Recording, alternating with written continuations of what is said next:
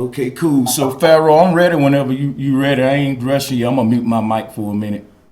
Okay, now you straight. Yeah, I'm gonna give him the rundown. All right, so family, I'm waiting for one more moderator to enter, but I'm gonna still start when they enter. I'll try to, keep a eye out. I'm waiting for my moderator to comment one more time because I missed their first comment, so I could make them a moderator. If All you right. if you want, while you Okay. doing that, I can give like everybody like a little intro to flat Earth because I'm not sure if like people on your side or fully know what the flat Earth model is that I teach. So even before I did you a favor.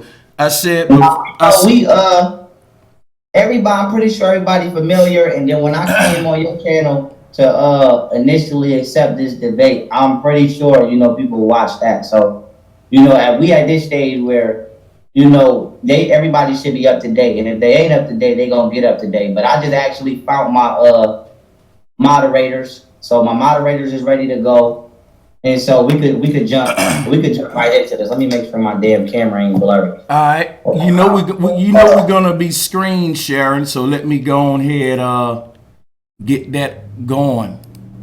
Right. Hopefully we don't. I ain't trying to share my link and shit. I cropped it off, but I'm gonna start off now. To everybody that's in attendance, just know that the rules of the debate is each round is 20 minutes. No more than 25 minutes per round. No one's going over. That's a max anywhere for 20-25 minutes. And I think it's gonna be where you guys are gonna vote who go first, and then from there it'll commence. And the first portion of the argument will be just an initial argument. So for me, it'll probably be just stating the nature of flat Earth, why it's the truth, and why I think the globe is not the truth, just to get a foundation for the debate. Let the people know what the flat Earth argument is, and then whenever you present your argument, then my next portion will be debunking the globe from the foundation by debunking gravity itself, because you need gravity in order to have the global heliocentric model. You need gravity. So I'll be doing that, showing you why gravity is a theory and not a fact. And I will also be going into the rebuttal phase, or the last portion. I got another image, some more slides from a previous flat Earth video that you did, brother. And I wanted to point out some things in that one. I know you said you wanted to refer to one of my videos as well. So it isn't that the so that'll put us about 20 minutes, 20 minutes, 20 minutes, 20 minutes, somewhere around no more than 2 hours. With that being said, we're gonna turn it over to the people in the chat room, and put it in the chat room whether or not you want flat Earth, globe Earth first. We'll do this like a coin toss. Right. So let me say this, family. All right. So here we are. We getting ready to do our thing. For those of you who are asking me why you can't see Brother Sanchez when he speaks, he has his video off because he's doing his own thing on his own channel.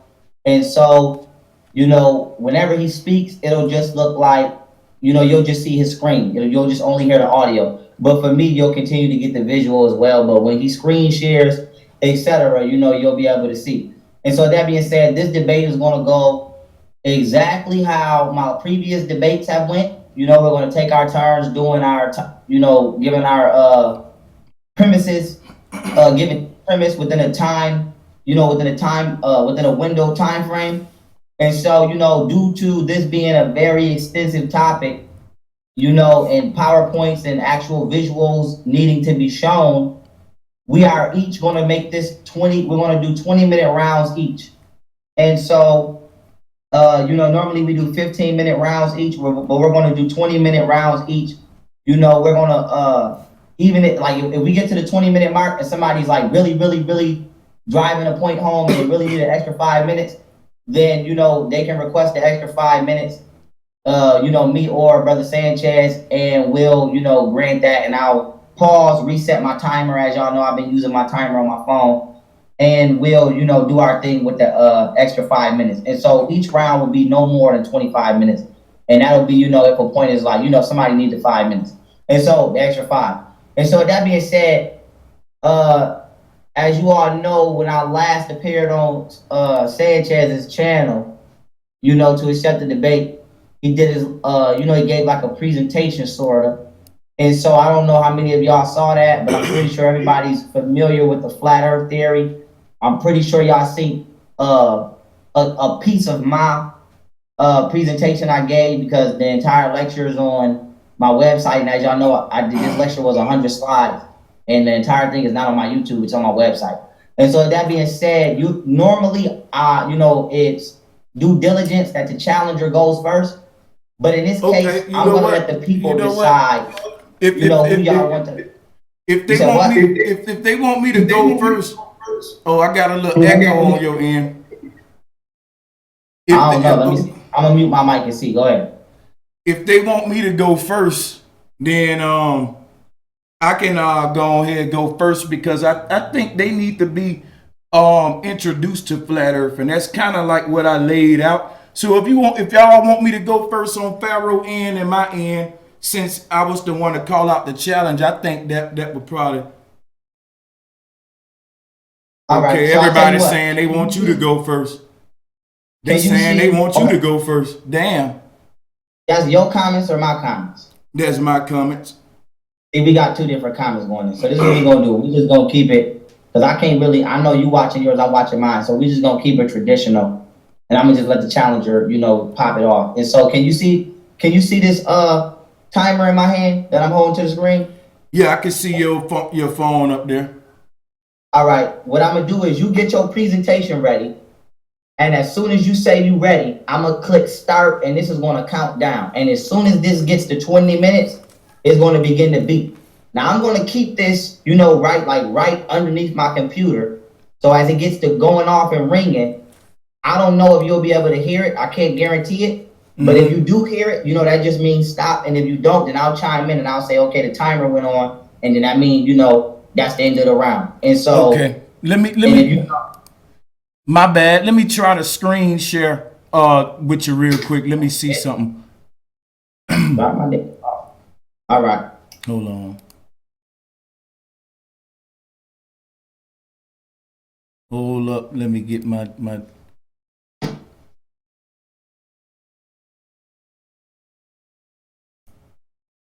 All right. So let me see. Can you see the picture right now? Yeah, I can see it. Great. I can see it. Great. Let me make sure that they can see it. Let me see. Okay. Yep. Everybody can see it. It's a black collage, right?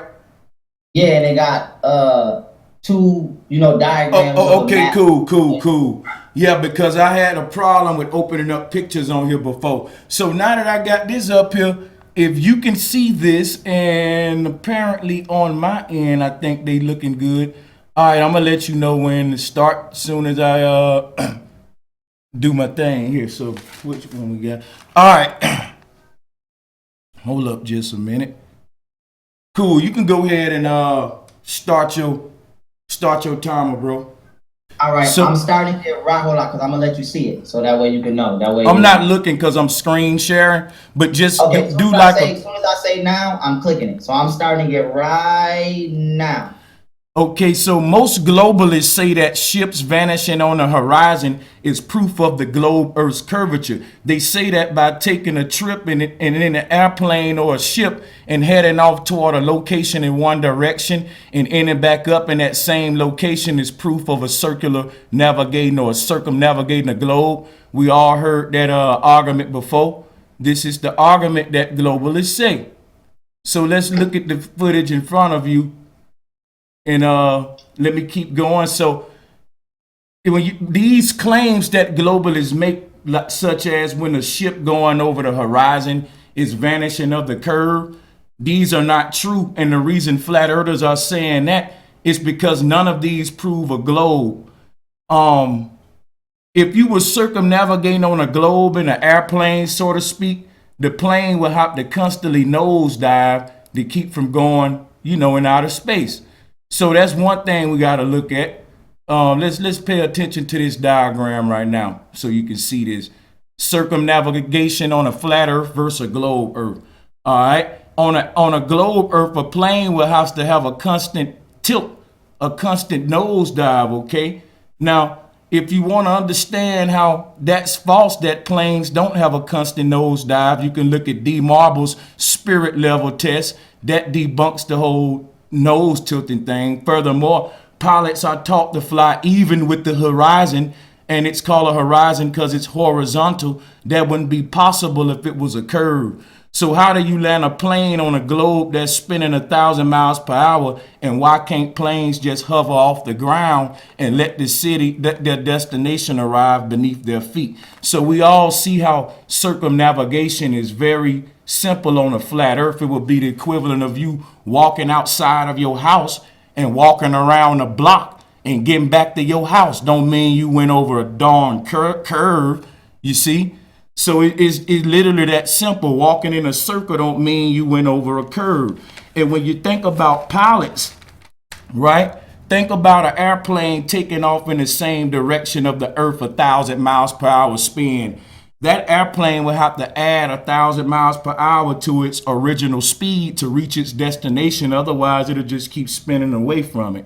So if you look at the flat earth map on the right, airplanes go counterclockwise or clockwise. That's called east and west. Everything going away from the center is toward the southern ring. There's only one pole on a flat earth, and I'll be proving that as we move forward. So it's simple. When we think about a CD versus a basketball, when we talk of going in a circle, it wouldn't be possible on a globe, because globe says that water would have to hold the shape of a ball, and you can't duplicate that nowhere in nature. So let's just do something real quick, slow this down, because a lot of y'all might be having a hard time digesting this.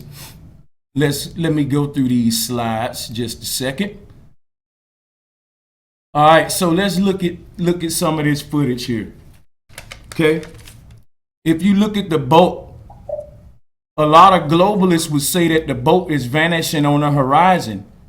All right, but there's something called convergence, and I'm just skipping through this so you can see nothing is hidden by a curve. We can't see forever. There's the point where something vanishes on a horizon is called a point of convergence. So y'all got to keep that in mind, okay? And just remember that going in a circle around your block don't mean you went over a curve. So let me share something else, because this is another good video that debunks the whole curvature thing. And I got some more. So let me be wary of my time too. So check this one out. This city should be hidden behind a curve, but as you can see, when you zoom in, it comes right back into view. So on a globe earth, water will have to stick to a ball based on gravity. Now see, on a flat earth, the sun and moon, another thing that a lot of people don't get is that on a flat earth, the sun and moon are not solid objects. They're light, they're luminaries. And the word light refers to weightlessness. So they don't have a weight. They're just light beings. And so pay attention to this picture in front of you, because I'm bouncing all over the place. But I want to show you that video there debunks curvature. And it's another one that I want to pull up while we at it. So let me make sure that I'm still screen sharing on both sides too. All right, because this is what we're gonna want to look at right here. Can you see this, Young Pharaoh? Yep. All right, let me share it with my people over there on that end. Cool, hold up just a second, because I'm adjusting a bunch of knobs and shit. So to my people on that end, they can see it now. So this is the Hebrew cosmos that we're looking at. And when we talk about pilots flying even with the horizon, it's called an airplane. Okay, an airplane, it flies even with the plane. And that wouldn't be possible if the horizon was a curve. It wouldn't be a horizon, it'll be a curvizing. So this is called an attitude indicator, Young Pharaoh. And if you look at it, it resembles the flat earth cosmos, because as above, so below. This is called balance or ball lanced. This is a ball that's lanced. This became the yin yang. So we're going to be debunking gravity here in a minute, but I just wanted to introduce flat earth to people who didn't hear it from a flat earther. I'm going to keep moving on with this. All right, so we're going to talk about the sun and moon if you want to. We can get into that at the end with the rebuttal, Pharaoh. But just remember, as above, so below. This attitude indicator resembles the Hebrew cosmos because as above, so below. The ground you walking on is an extended plane. That's why it's called an airplane. So as you move on, you see that the arms in the middle of the plane, the attitude indicator, is for left and right balance and a neutral point.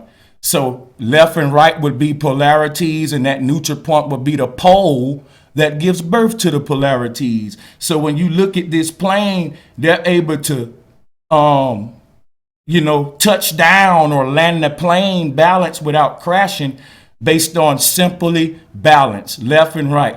Lance ball lengths. If you look at this and then you go to Ma'at, you can see that she represents that balance on so many micro and macro levels, and just in one way where I'm showing you here, with just simply landing a plane, they said we touch down when we land that plane, and those two arms became the symbol of referees when you score today. They said you touch down, and you can look, this is the mother goddess all around the ancient world, which was the oldest deity in antiquity on earth. The oldest form of spirituality was the worship of the womb. This is the goddess with her hands raised. These referees ain't doing nothing new. They still in ancient cosmology.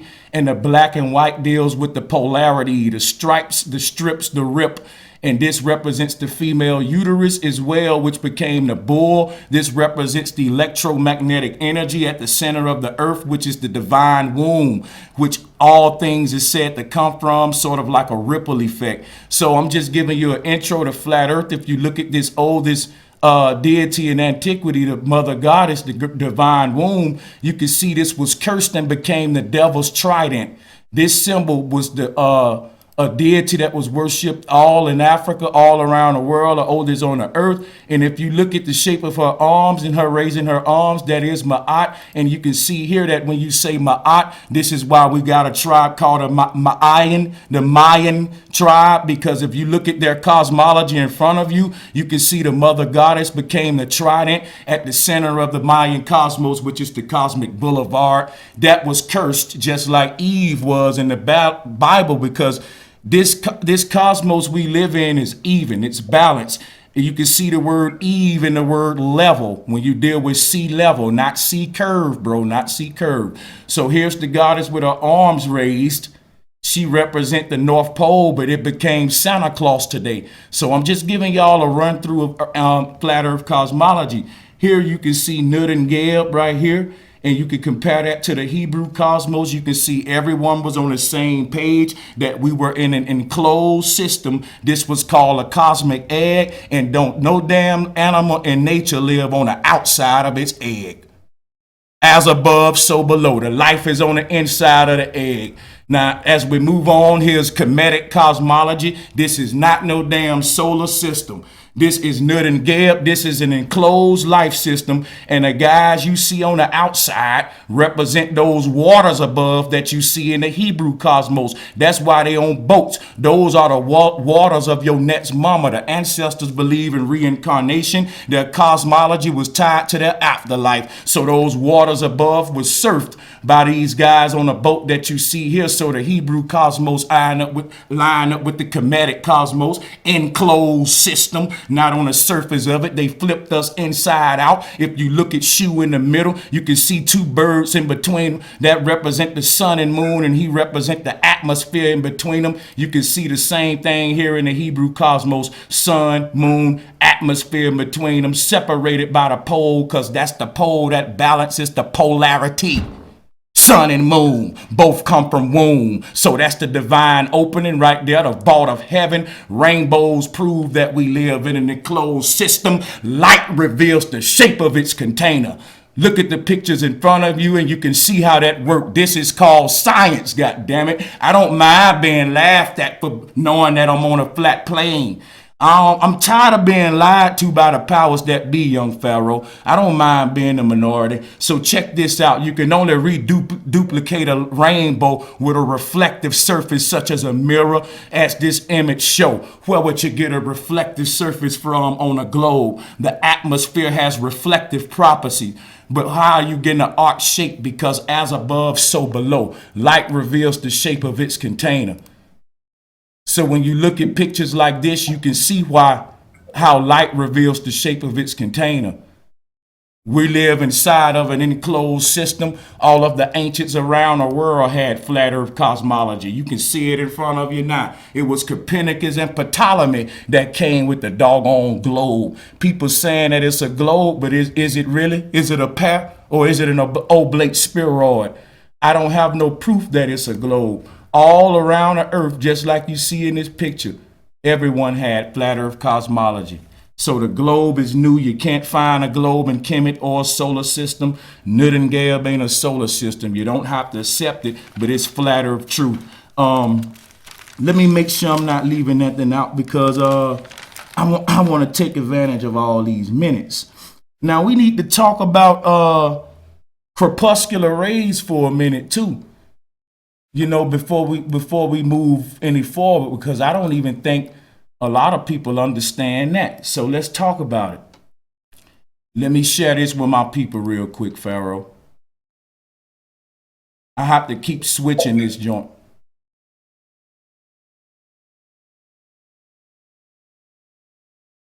Open up another screen share. Give me 1 second. See this here? All right, cool, that'll do. So can you see this new slide with the rays up there, bro? Yep. All right, so your eyes are oblate spheroids. They flip the science inside out. Since your eyes are spherical, everything converges on the horizon, sort of like railroad tracks. Let's talk about it. Because one thing about it is we don't know how we see.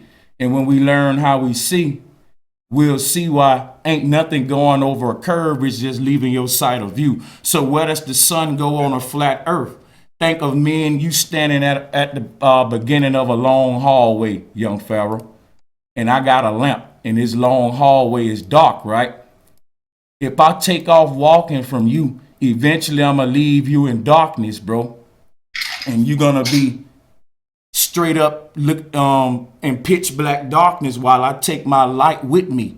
Don't mean I went over a curve. I just left your field of view. I left our eyes ain't like binoculars. That's why we make binoculars. So anything that leave your field of view, you can zoom in on it just like I showed you in the previous videos. So that's why I told you a simple experiment. Where does the sun go on a flat earth?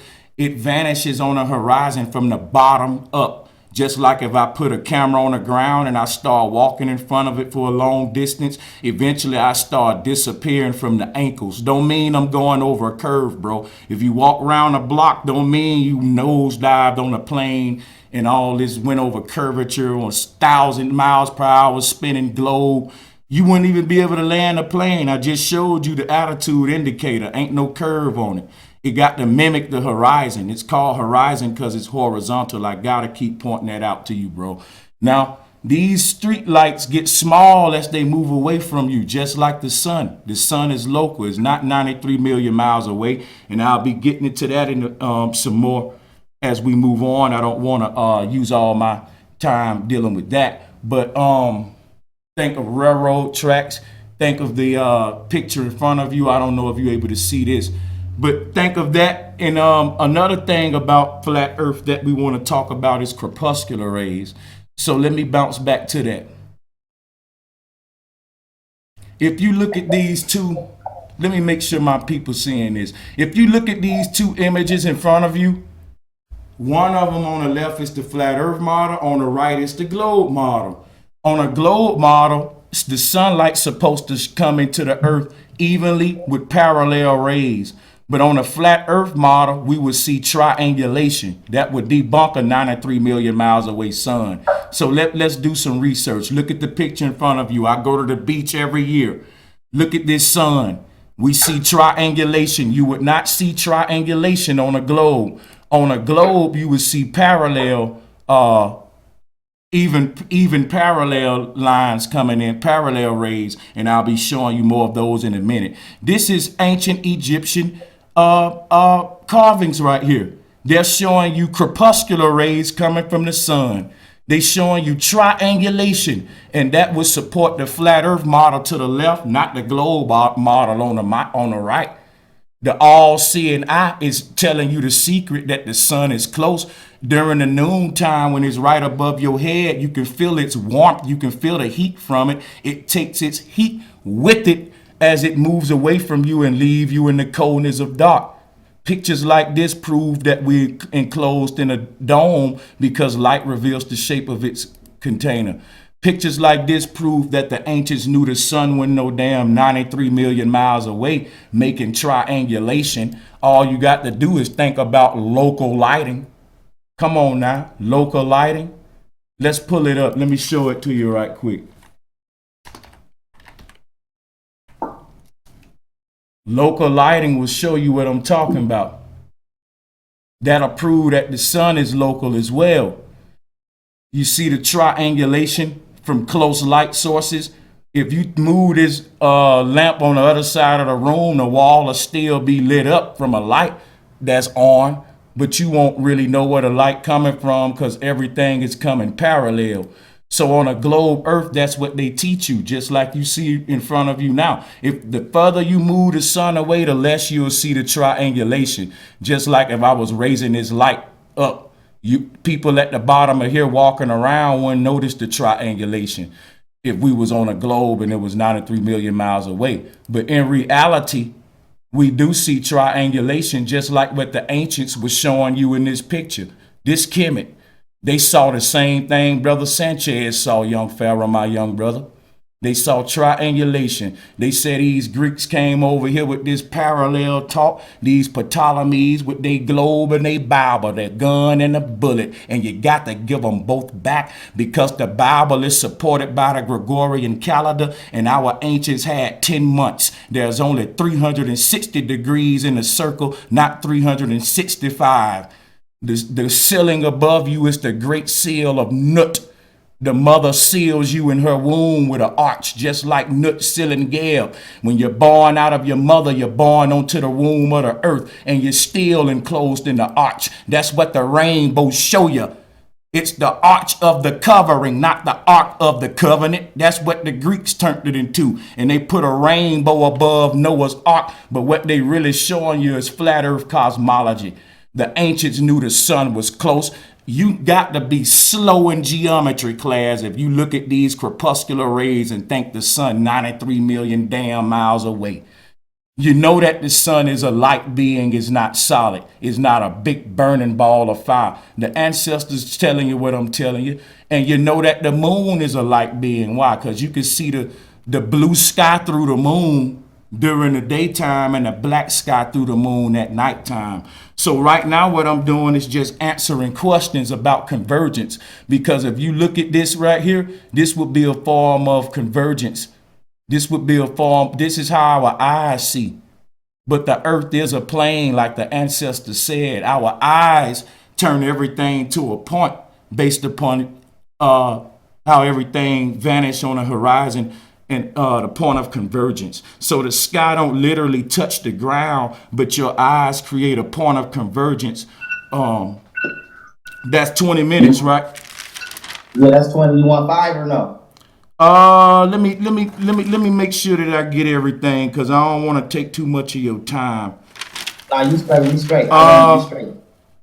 You know what? For the sake of the show, you know what? I'm gonna forfeit the 5, and I'm gonna let you have it back. I think that was pretty brief and powerful, and I'm gonna keep the flow going. If you want 5, take it. Because I'm telling you now, if I need 5, I'm gonna take it.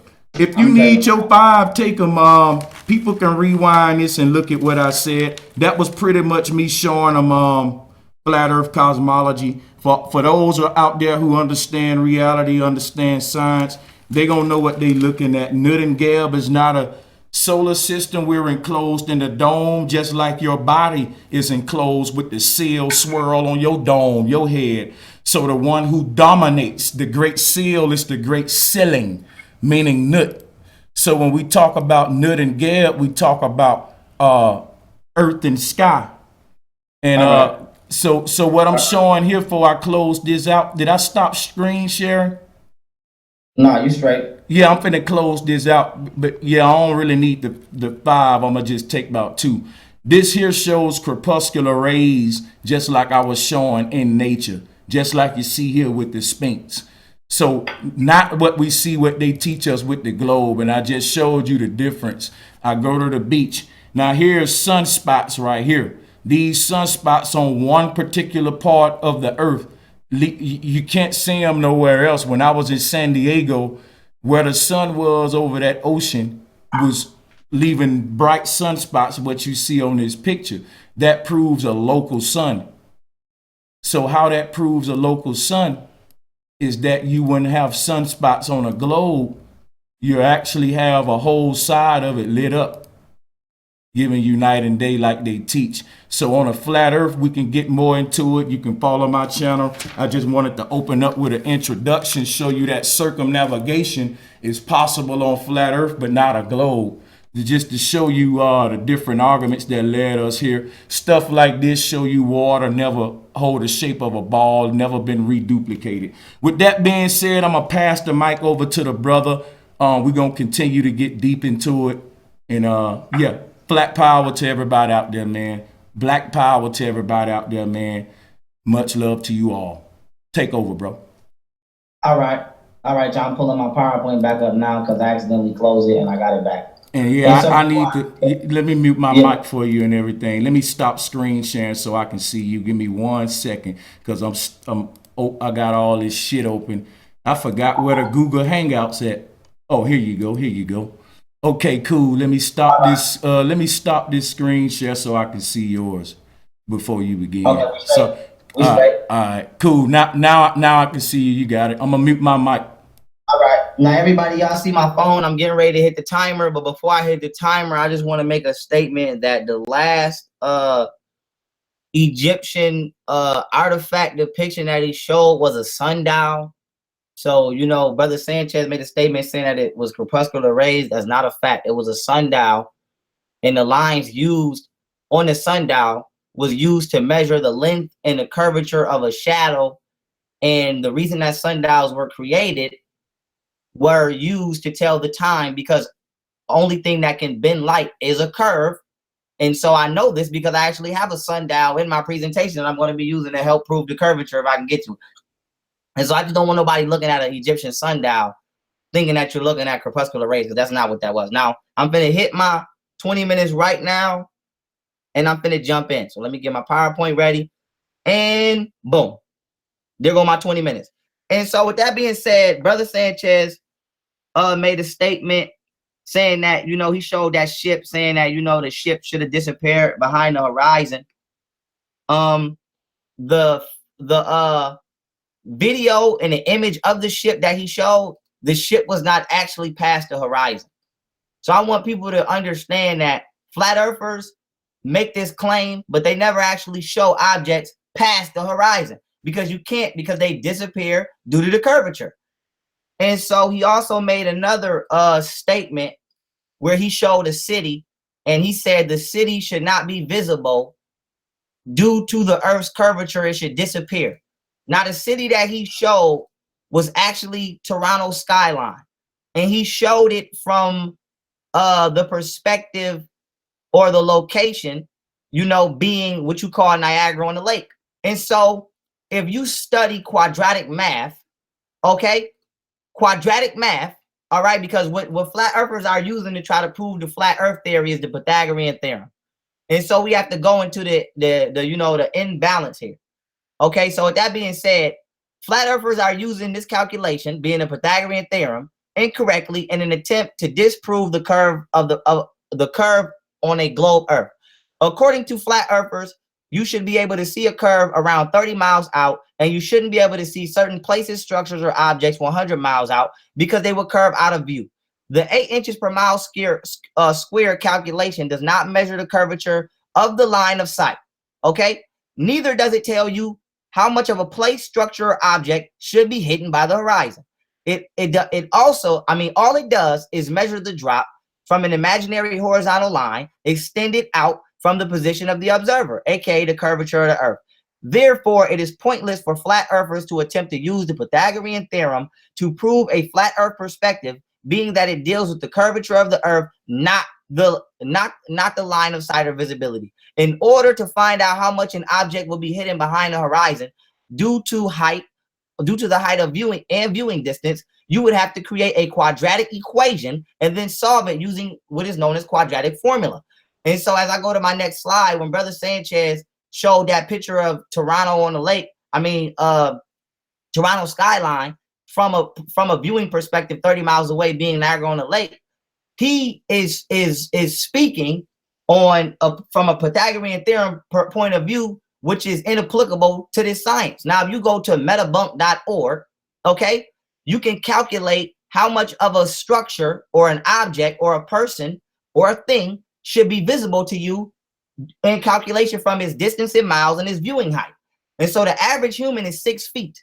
And so when someone says, oh, the Earth is curving, so you shouldn't be able to see, a city or a structure from this far out, that's not true.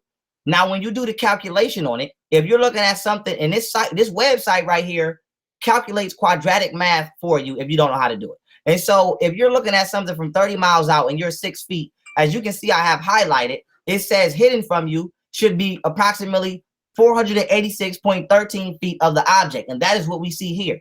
Okay, so due to the Earth's curvature that we see here, let's say you're this man right here and you're looking at this boat. The totality of this boat from your line of sight being C and connecting to the boat, which is B, the entire boat is not gone, but you can still see the top half of the sail. And so when we're talking about should or should you not be able to see certain structures beyond the horizon, that all depends on, your perspective and altitude. Now, he also brought up altitude on the airplane. And what we need to take note is this. The change in viewing angles is too small for you to perceive as a human. And so the average airplane cruises at an altitude of 39,000 feet. Now, this is important because at 100 feet, the horizon angle is at 0.17 degrees. At 1,000 feet, it's at 0.56 degrees. At 10,000 feet, it's at 1.7 degrees. At 40,000 feet, it's at 3.5 degrees. Now, why is this important? Flat earthers will sit here and tell you that you can always, see the horizon, and why doesn't it change, when you're in an airplane or when you're on the ground? This is because the degrees in which it changes is so minute, it's unnoticeable to the eye.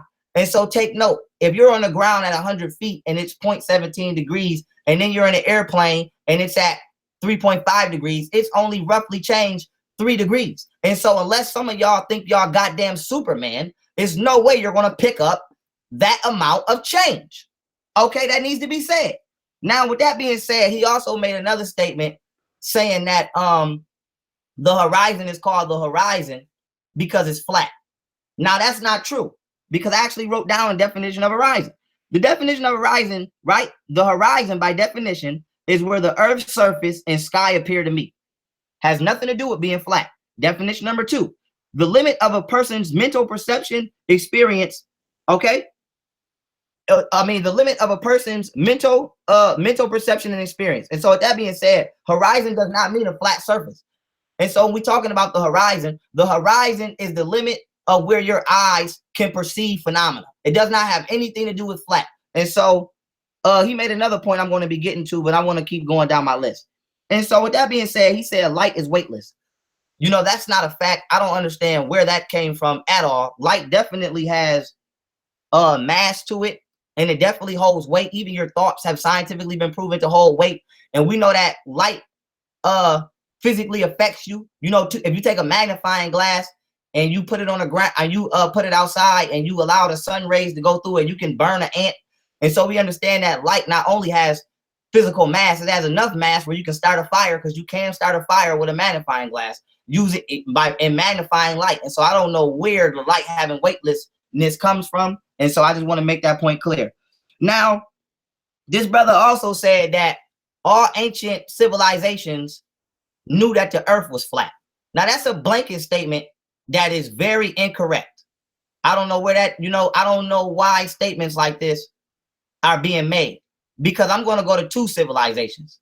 For one, I'm going to go to Egypt. Okay. I'm going to go to Egypt first. Okay. Now, boom, here's Egypt.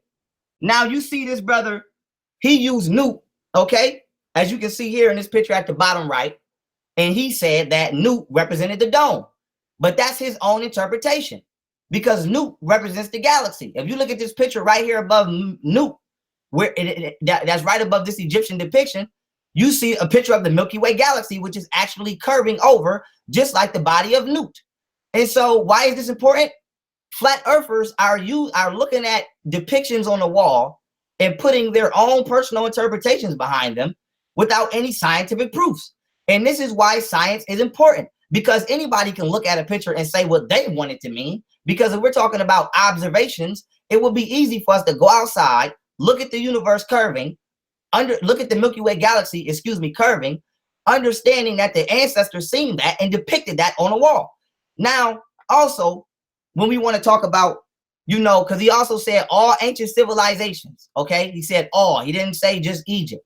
And so I'm going to go to another ancient civilization that understood that the earth was not flat and the sun was not in here with us.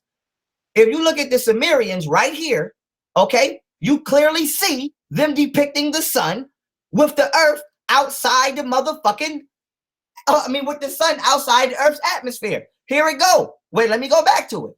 Damn it, I lost it. Here we go. Boom. You see, okay, Enki, Enlil, and Anu. And you see right here between Enki and Enlil, you see the sun with the planets outside of the sun. You don't see the sun inside the earth's atmosphere. Now let's zoom in. You see the sun and you see the earth right here. And so I don't know what the fuck kind of research is being done to where statements like that can just be made for somebody to just say all the ancient civilizations had that understanding, because that's not true. And so since we can understand that, okay, I want to make one more point on ancient Egypt before I go on to my next point, because we cannot allow, it just any and everything, to just be said. Now, when you look at Egypt, okay, you see the sun going into, okay, the mouth of Newt, which is the universe, and coming out of the womb, being born again. And so why is this important? You see the ancestors clearly put the goddamn stars inside of Newt, which is the universe. And you see that the stars are outside of where they exist. And you see that they made sure they also put the sun outside of where they exist, which is in the universe. And so I don't see how somebody can look at this and try to flip the ancestors' understanding to their own agenda, when the ancestors clearly depicted the sun outside of the universe. The Sumerians clearly depicted the sun outside in the universe. And so how can somebody get on here and just make a blanket statement such as all of the ancients thought the goddamn earth was flat and the sun was in here with us? Because they clearly put it on the walls in opposition to that statement. Now, let me keep continuing on. Okay? Okay, here we go. All of the ancients around the world. Okay, boom. Shit, I didn't hit my points. Time to get it on. All right.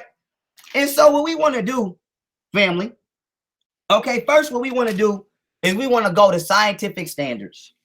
All right, let's go to scientific standards. Let me move this goddamn paper out of my way. Fuck that paper. Okay, let's go here, right? Scientific standards, right? Rules and standards. Models are created and tested against observations. If a model cannot explain all observations and experiments, you must either modify the model until it can scientifically verify observation, or it must be discarded. Now, I'm going to prove, okay, that the flat earth theory cannot sustain, satisfy, or prove all motherfucking observational points of us on earth. Now, let me put my motherfucking glasses on. Okay, let me put my motherfucking science glasses on, because it's finna get real. Now, first of all, when we talking about the flat earth theory, okay, we have to go here. This is where we got to go first. Okay, because flat earthers like to say that the United Nations map is proof, okay, that they know the earth is flat. Now, first of all, when you look up the origins of the United Nations map, you see that it was created in 1945 from an azumethal perspective. Okay, now what is an azumethal perspective? And a azimuthal perspective is when you're looking down at a spherical object from a top point of view. So an azimuthal perspective would be like having a basketball on the ground and looking down at it at the word Spalding. Okay? Now, if you were to draw that basketball and write Spalding on the paper, does it mean that the basketball is flat because the word Spalding is flat because that's how you drew it? No. Now, here's the thing. As you can see from this azimuthal perspective, okay, you see on the left right here is the Earth from a top point of view. Notice you don't see the South Pole anywhere on this picture. You only see the top halves of the hemispheres of the planets, of the continents, and you still see them curving. Now, if you look on the right, you see the United Nations map, a reflection of this. Now, on this azimuthal perspective of a globe on the left, and on this flag of the United Nations on the right, neither one of these do you see the South Pole. And so why is this important? Why on the flat Earth map did somebody Photoshop the motherfucking South Pole on the map? Because what they did was they took a globe from an azimuthal perspective, aka a globe from a top point of view, and then they Photoshopped the motherfucking South Pole on the map and told you it was flat and the South Pole was a barrier of ice. So how fucking dumb are you for falling for that? Now, when you look at the goddamn map of the flat Earth, here's the map of the flat Earth, and here's the map of the United Nations. Now, you see flat earthers trying to say that the United Nations are using the map of a flat Earth, okay? And they know the Earth is flat, but really, flat earthers took the motherfucking map of the United Nations, which is the top perspective of a globe, and they still in the shit and trying to blame the United Nations for something that the United Nations is not doing. So this is called intellectual dishonesty. In any real scientific community, you can be banned for this. And so my question to Brother Sanchez, and I would like for Brother Sanchez to write this question down because I would like for it to be answered. And family, I want y'all to understand I'm asking this question. I would like for y'all to be listening to see if it's answered. Where the fuck did that map of the flat Earth originally come from? Because we can clearly see people have been photoshopping it, but what perspective of that map has it been photoshopped? And I'll answer it for you. It's from an azimuthal perspective, which is the top of a globe. Now let's keep it kicking. Now, why else is this map full of shit? Because, okay, how much time I got left? 5 minutes. Okay, I can work in that. On a typical map, okay, this is from CNN. Okay, this is the flat Earth map. Now the map on it. Now CNN recently did a disclosure because I want to break this down to y'all. Let me show myself real quick. Okay, let me put my smart man glasses on. Motherfucking in the 1600s, when they were colonizing Africa, they purposely created a map. Okay, the European colonizers created a map where Africa not only was the smallest continent on the map, but all other continents were bigger than Africa. Now, here's the true sizes of all continents. Okay, and this is coming from CNN. Okay, as you can see, the United States is small enough to fit inside Africa. As you can see, Russia is small enough to fit inside Africa. As you can see, China is small enough to fit inside Africa. As you can see, Antarctica is small enough to fit inside Africa. Mute your mic, I'm echoing. As you can see, Antarctica is small enough to fit inside Africa. And as you can see, every continent is small enough to fit inside Africa. Now, why is this important? If Antarctica is small enough to not only fit inside goddamn Africa, but you can see Antarctica is small enough to fit inside South America, how the fuck is the flat Earth map accurate when all of the goddamn continents is the wrong fucking size? And so with that being said, not only is the fucking flat Earth map Photoshop, all of the motherfucking continents is the wrong goddamn size. And so now why is this important?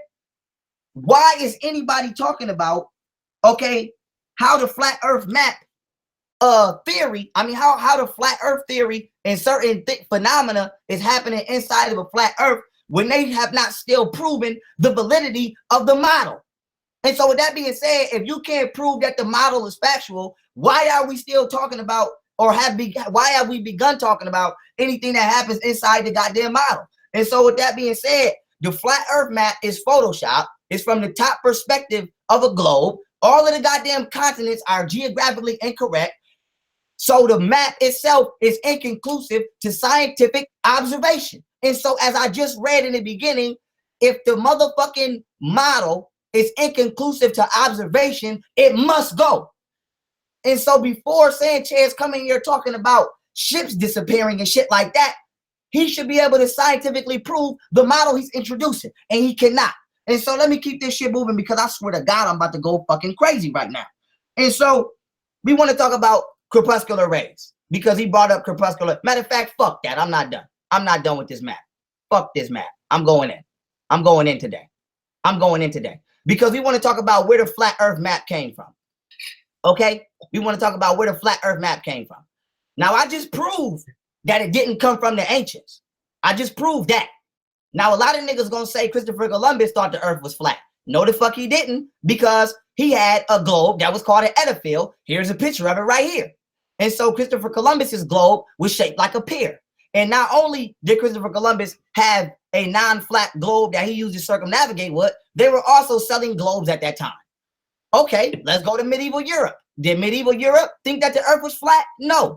Here's a map of the solar system from medieval Europe times. Here you can see a spherical earth. The only difference is this is called a geocentric model, not a heliocentric model. Geo means earth, and centric means that the earth is the center of the solar system. Helio means sun, and heliocentric means that the sun is the center of the solar system. And so not only do we know that ancients didn't believe it was flat, we know that Christopher Columbus didn't think it was flat. We even know that medieval Europeans didn't think it was flat. We have to fucking ask ourselves, where does the flat earth theory come from? I'll tell you the answer. It comes out of the Bible. Now, when you look at the true origins of the flat earth theory, you'll see that it was created in 1892 by Orlando Ferguson, who was a motherfucking Christian, and he read the Genesis creation story and drew out a map to reflect that. And here's the map. And so with that being said, his ideology was picked up 60 years later, approximately in 1956, by someone named Samuel Chilton, who created the Flat Earth Society based on these claims. Okay, now here is the text that motherfucking Orlando Ferguson wrote himself on his own map. Okay, on his own map. It says 400 passages in the Bible that condemns the globe theory or flying earth or none to sustain it. This map is the Bible map of the world, copyright by Orlando Ferguson. And so he copyrighted the flat earth map. And so the flat earth map that Sanchez is using is some Photoshop bullshit of a globe. The person who has the actual copyright on the flat earth map is telling you where he got it from, and he got it out the Bible. And so if you believe in the flat earth, you're a fucking Christian. So this even goes to show you the intellectual disproportion, because Sanchez is sitting here trying to use a Christian ideology with a non-Christian reference from a non-Christian civilization, being the Egyptians. And so let me take you back to Ferguson's own fucking words. Okay, scripture that condemns the globe theory, footnote left by Ferguson himself. Okay, and I'm letting it be known now, I want my 5 minutes. So when this ring, I'm gonna set my 5 minutes. Now, with that being said, and his hands were steady until the long down sun. I'm not even reading these. These are Bible verses that prove the flat earth theory, right? Now, it also says, send 25 cents to the author. Okay, hold on, my 20 minutes is up. Let me show y'all. Me reset my 5 minutes. So y'all don't think I'm cheating. Let me show y'all reset my 5 minutes. This is me reset my 5 minutes. Here it go, and boom. Okay, I just set my 5 minutes. All right, so Orlando Ferguson wrote down his own self. He said, for a book explaining the square and stationary earth, it knocks the globe theory clean out. It will teach you how to foretell eclipses, which it has not done. Okay, and it's worth more than gold. Now here's Samuel Chilton. Now Samuel Chilton, if you look up his history, he created the Flat Earth Society. Now Sinton, as you can see here, it says Shenton soon constructed a cosmology based partly on his interpretation of Genesis that the earth was a flat disk centered on the North Pole. So the flat earth theory comes from a Christian ideology. There is no way around that. There's no way I'm letting niggas get around that. It's been copyrighted. You can't fight a nigga copyright. And so I just proved that it didn't come from ancients. It didn't come from Christopher Columbus. It didn't come from medieval Europe. And it didn't even come from niggas that's preaching today, because they shit is Photoshop. And so we're sitting here arguing a fucking Photoshop map, okay? Matter of fact, the motherfucking flat earth map is actually the top perspective of a globe. So they're using a globe to try to teach you that you live on a flat surface. Now he brought up crepuscular rays. Okay, let's go to crepuscular rays. Crepuscular rays do not prove that the sun is within the atmosphere of the earth. The sun is so far away that its rays are almost completely parallel when they reach the earth.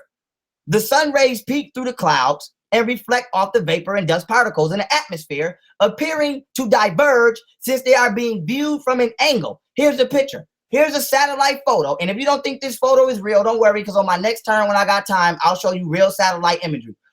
Here's a satellite of the sun rays, okay, coming into the Earth's atmosphere. You see they're straight. You see the word atmosphere, okay? Atmos in Greek means vapor and sphera means ball. So the word atmosphere literally means vapors inside of a sphere. Now you see these corpuscular rays at the bottom starting to diverge. That is because the light is being bent and reflected off of the particles in the atmosphere. There's oxygen in the atmosphere.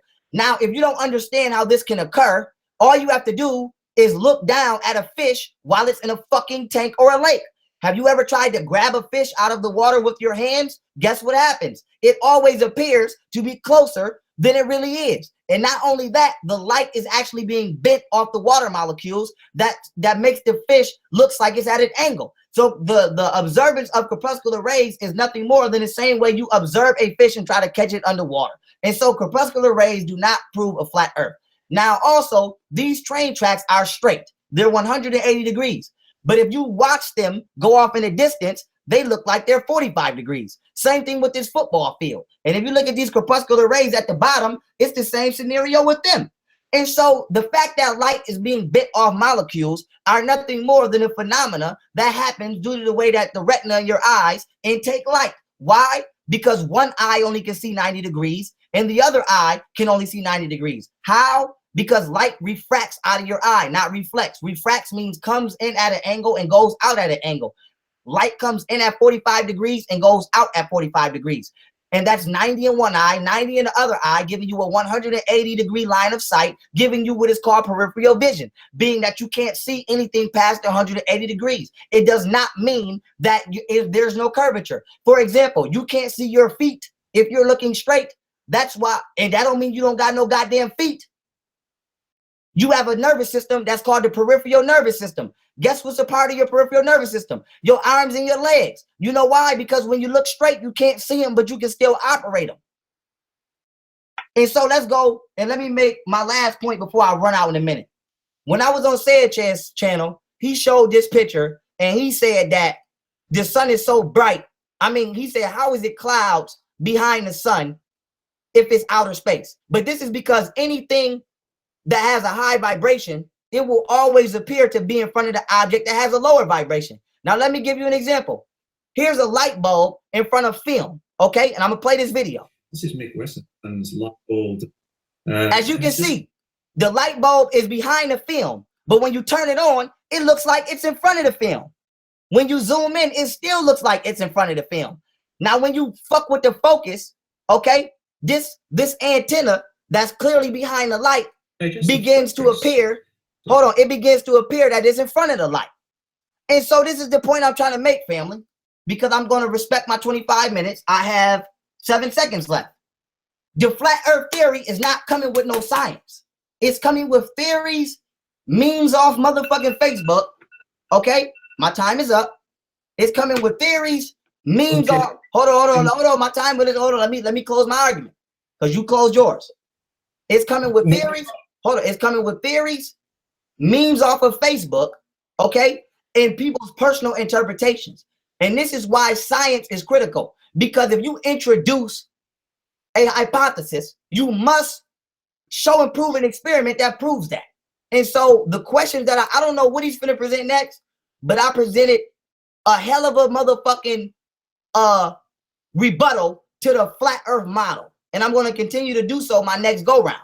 But I ask, okay, that somewhere in all of this, a valid flat earth model, a valid geographical size disposition of the continents, and a valid description be proven, because things have already been said that are not true, such as all ancients believed in the flat earth model.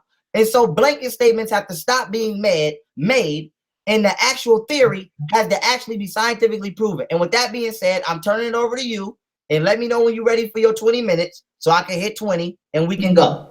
I'm ready. All right, hold on one second, because I want to hit it. Hold on one second. Ready, set, go. So I know you looking at my screen. Let me get on with it. If you look at the picture in front of you, this is a globe from a top view, bro. Keep that in mind. Because what you talking about with this UN map and the flat earth map is straight up baloney. Let me show you why. And I'm going to answer every question you ask. Wait a minute. We'll get round to them all. Now, this is a globe for a top view, from a top view. Check this out. All right.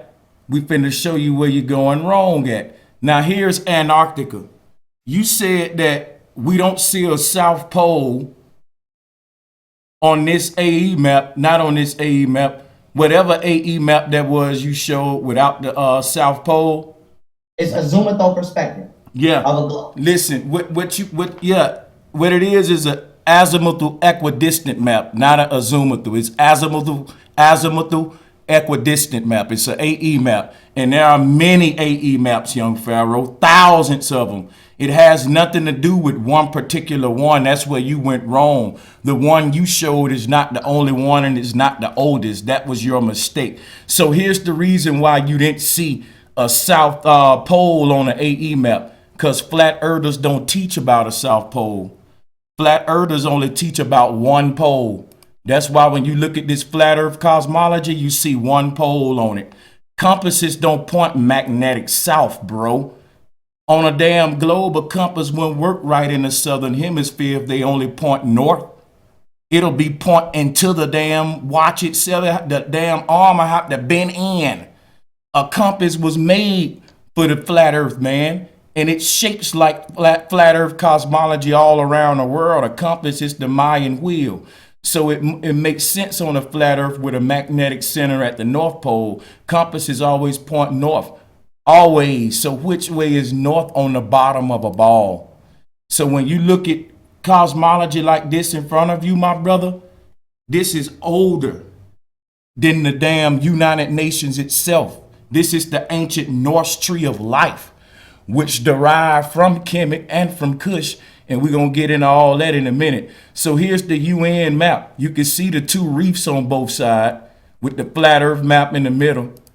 And you can see the two reefs right here on the Norse tree of life, which predate the UN. So Pharaoh don't know what the hell he talking about. See, Pharaoh, your mistake was, man, you being a young Pharaoh going up against an old king. But I'm going to take it light on you, my brother. I'm going to take it light on you.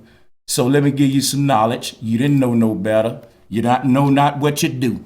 So the azimuth equidistant projection is an azimuth map projection. It has the useful properties that all the points on the map are not proportional correct distances from the center point, because there's so many that many people rough draft these things. In the ancient world, they actually made maps by foot. But the point of all of this you want to point out is that if you look at the UN came into existence in 1946. All right. The AE map been around since the 11th century. I'm highlighting it for you right now. So you are wrong once again. I don't know if you really researched this shit, bro, but I'm going to take it easy on you. I know you got to compensate for the lack of content with a lot of conflict and getting hyped. Somebody gassed you, but we're going to get you right now. As you can see right now, this is 11th century that the flat earth map came into being. And here's 1946 when the United Nations adopted it. He liked the Google shit. Why the fuck didn't he Google that? That's what I want to know. That's what I want to know. Why didn't you know that the Norse cosmology was way older than the UN flag, and they got the reefs on their shit too? So where they copied it from? I just showed you all around the world people had flat earth cosmology. Now let me show you something. This the question I got for Young Pharaoh. Can you show me a real picture of Antarctica that's not a fucking cartoon like the one in front of me? You can show me real pictures of other continents, can't you? But I bet you can't find me a real picture of Antarctica, because they faking that shit. It's really an ice wall. And I can show you real pictures of an ice wall, but you can't show me real pictures of Antarctica. You can't. You can show me ice walls, but not Antarctica. That's all you're going to get. Now, why can't I pull up a real picture of the continent of Antarctica from space, but yet they showing me pictures of all these other continents so-called from space? But you can't find a real one of Antarctica from so-called space. Pharaoh, that's your homework assignment. Let me move on. You talk about flat earth is biblical, right? Let me play your video real quick because I think you forgot something. So, you know we ain't on a globe with two poles based on compasses never pointing magnetic south. And one thing you need to realize is that they removed the ice ring from off of these maps before I move forward to hide land. And I can show you maps right now that's older than that one. Let me show you real quick. Because I don't think you saw this one. Hold up.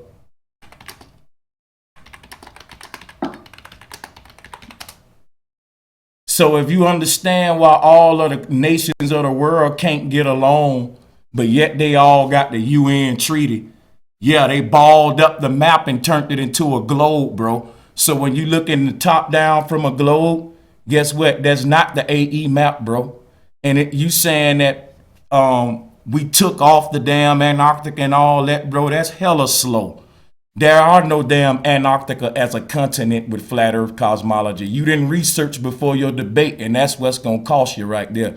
That's what's going to cost you because there is no goddamn Antarctica as a continent on flat earth cosmology. If you look at this North Tree of Life, which is an ancient depiction, predate the UN itself, it got an ice mountain range surrounding the earth. I can show you a 200-foot ice wall right now in Antarctica. But you can't show me Antarctica as a continent. We showing and proving. I can show you my ice wall that surround the flat earth, but you can't show me Antarctica as a continent because they hide in land. They changed the maps. Maps will get you. They was very important. They led the treasure and all of that. So you got to remember that too. Now let me move on to some of your other hypocrisies because you tried to say flat earth come from the Bible when I showed you all of these different parallels all around the earth of flat earth from all cultures. You just ignored it. Then you say our shit is Photoshop when that's the reason I'm a flat earther, brother, because the globe is Photoshop. Didn't you know that? They even admitted that it's Photoshop. Look at all the different pictures of earth in front of your face, man. Which one is it? They all look damn different. You talking about the continents ain't the right sizes and all that. Let me show you something real quick. I got to change my screen because I'm going to stay calm, keep it respectful, and give my young brother some respect, man. Because I'm going to take it easy on you, bro. The truth going to speak for itself. So let me get this ready for you. All right. For everybody on my side, just hold up a minute. There we go. Cool. I think, yeah, you talked about that. You found the solar system and a globe in Sumeria, and you said you found one in Europe with Columbus, but you didn't do what I told you to do, which was find one in Kemet, young Pharaoh. Ain't you a Kemetic head? Why you going to Sumer and everywhere else? Why you can't find one in Kemet? You know why? Because this all you're going to find in Kemet. You're going to find a sky goddess nut arched over covering Gab, just like your mama covered you in her goddamn pregnant belly. What part of that don't you understand? That's nature. That's science, not a bunch of equations and dumbass talk. That's theology.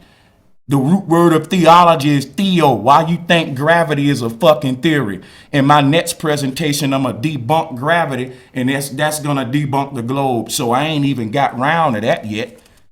So let me answer some more claims because you said that that on your matter of fact, yeah, that's Nut and Geb. Let me go over this for you before I go to that. Here go all the collages again that debunks what you said, that the ancients didn't believe in a flat earth. Here go Nut and Geb on the walls of Kemet. This is beautiful art that you ignoring. If you could find a damn solar system in Kemet, you would have put it up there. You wouldn't have went to no fucking Columbus and no white museum, black power guy. You see what I'm saying? You went all over Kemet, Mr. Pharaoh. You don't want to pull up this Nut and Geb because you know it ain't a damn solar system. That's the arch of the covenant, meaning the arch and Nut back. The Christians came over to Africa with their globe and Bibles and they turned that to the Ark of the Covenant. Our ancestors didn't believe in no damn globe. When you pull up that shit now, guess what you get? Let me show you something, Pharaoh, young man. You can't find me a goddamn Christian church in the Bible that don't has the globe with it. They both go together, bro. You got to give them back all of their shit. This the last chain of slavery. It's giving them back that damn blue marble. It's not real. It goes with the Bible. So when you talk about flat earth, is something wrong with it because it originate with the Bible and all that, you wrong. I'm gonna show you why again, some more here. Hold up, people on my side wasn't even seeing the screen, but that's good. People on your side was seeing it, so they can just bounce over on another, on maybe after this one they can bounce over whatever if they want to see that part. But they didn't really miss nothing. The people on my side already know this stuff. But yeah, I forgot to screen share that. And let's go to this because you talked about the sun and that the damn vibrations is why we see the clouds in front of behind the sun. And that was the most ridiculous shit ever, dude. I know you just saw Black Panther, but you got to get off this vibranium shit, bro. That's not science. That's Marvel. Okay, that vibration ain't got shit to do with me seeing these clouds in front of the sun and behind it. That means it's just the way that my ancient African ancestors said. And that I'm getting mocked just like them today. And if you tell me that that's all about vibration, then what about this? Here go pilots right here flying above the sun. You can look at that yourself. What you gonna say about that? Oh, well, Sanchez, they vibrating higher than the clouds. Your screen, reshare your screen and went out.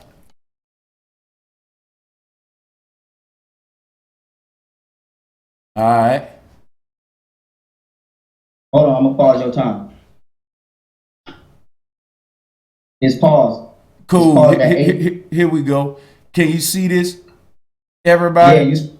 Here go. Strike. Here go. I'll start you back right now. So here go pilots flying above the sun. They must be vibrating high too. Then that's why we just seeing them as an illusion flying above the sun. I guess that's everything just an illusion and vibration. Yeah, that's science. You talk to me about Photoshop, but this dude worked for NASA. He told you the globe is Photoshop. You talking about the size of continents. How big is America? Let me ask you a question. Do continents grow, bro? You probably say, yeah. You know what? Vibration make them motherfuckers grow. Check this out, dude. How big is America? You want to talk Photoshop and continents and the size of them? America take up the whole size of the damn globe on this picture. Explain that for them. Explain that since we want to talk proportions. And you talking about in one of your slides, you said flat earth is Bible ideology. Then when you tried to prove the globe, let me show you what you did. Hold on.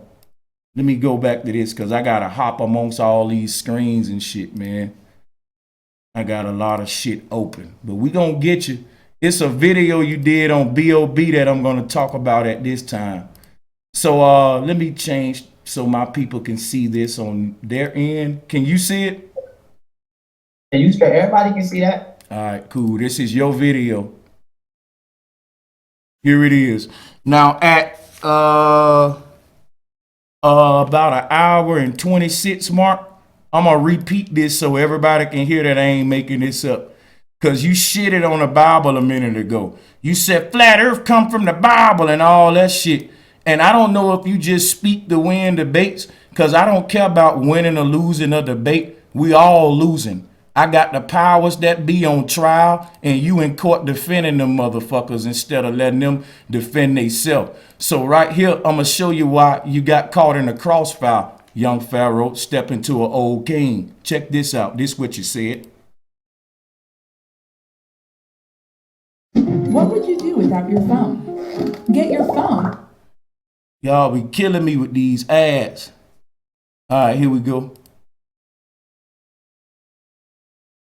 End of an angle to the other end of an angle. So the form in the void was space. And then with consciousness dead, according Look, to I don't even got to say it no more because I'm wasting my time. Y'all can go pull up this damn shit yourself, look at it for yourself, and go to hour 26 and see that Pharaoh used the Bible to prove Earth is a sphere. You can see it right here. Now, how can you say flat Earth come from the Bible and shit on it, then turn around and prove the Earth, prove the globe with the Bible? Furthermore, you come in here showing up defending a perfect globe when your scientists teach that it's an oblate spheroid. Why the hell do you got a globe on your channel? Why am I looking up there at a perfect damn globe? You need to catch up your science, son. You behind like a motherfucker. All of your scientists no longer goddamn accept a perfect sphere, but yet you still showing that ancient shit. I should give you the damn award, man. Listen, the thing is this: either it's a parallel or an oblate spheroid.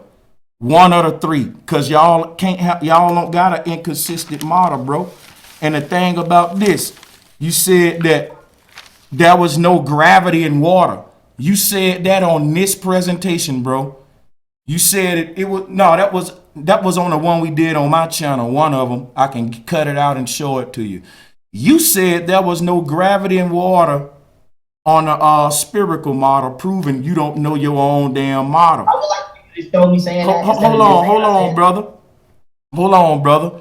Guess what? At the end of this thing, whenever we go out to the debate or whatever, I'll put it up there. But I got my time stamps up here, and people can go and pull this up for themselves.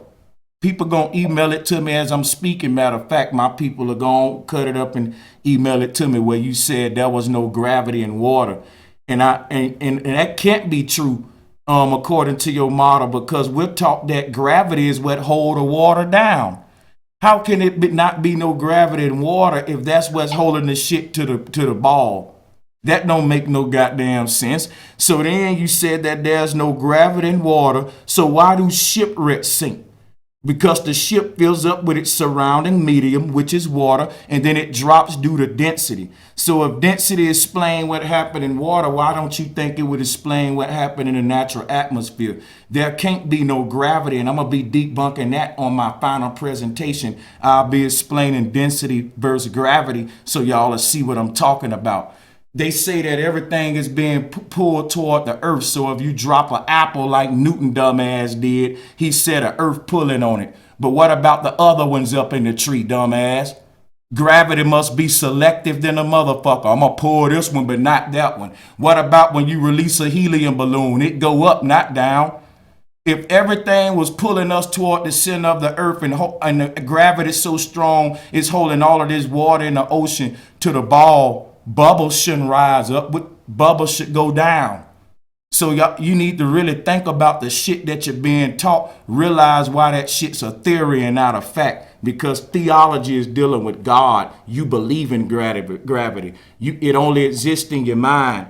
So when we talk about gravity, here's something that's finna fuck you up, young Pharaoh. Shouldn't have showed up here unprepared against an old king, bro. Because I'm gonna tell you why. Mr. Comedic guy. There's no netter for gravity. Gravity was created by Isaac Newton. Our ancestors didn't have a netter for gravity. You should know about Kemet, wise guy. Show me the netter for gravity.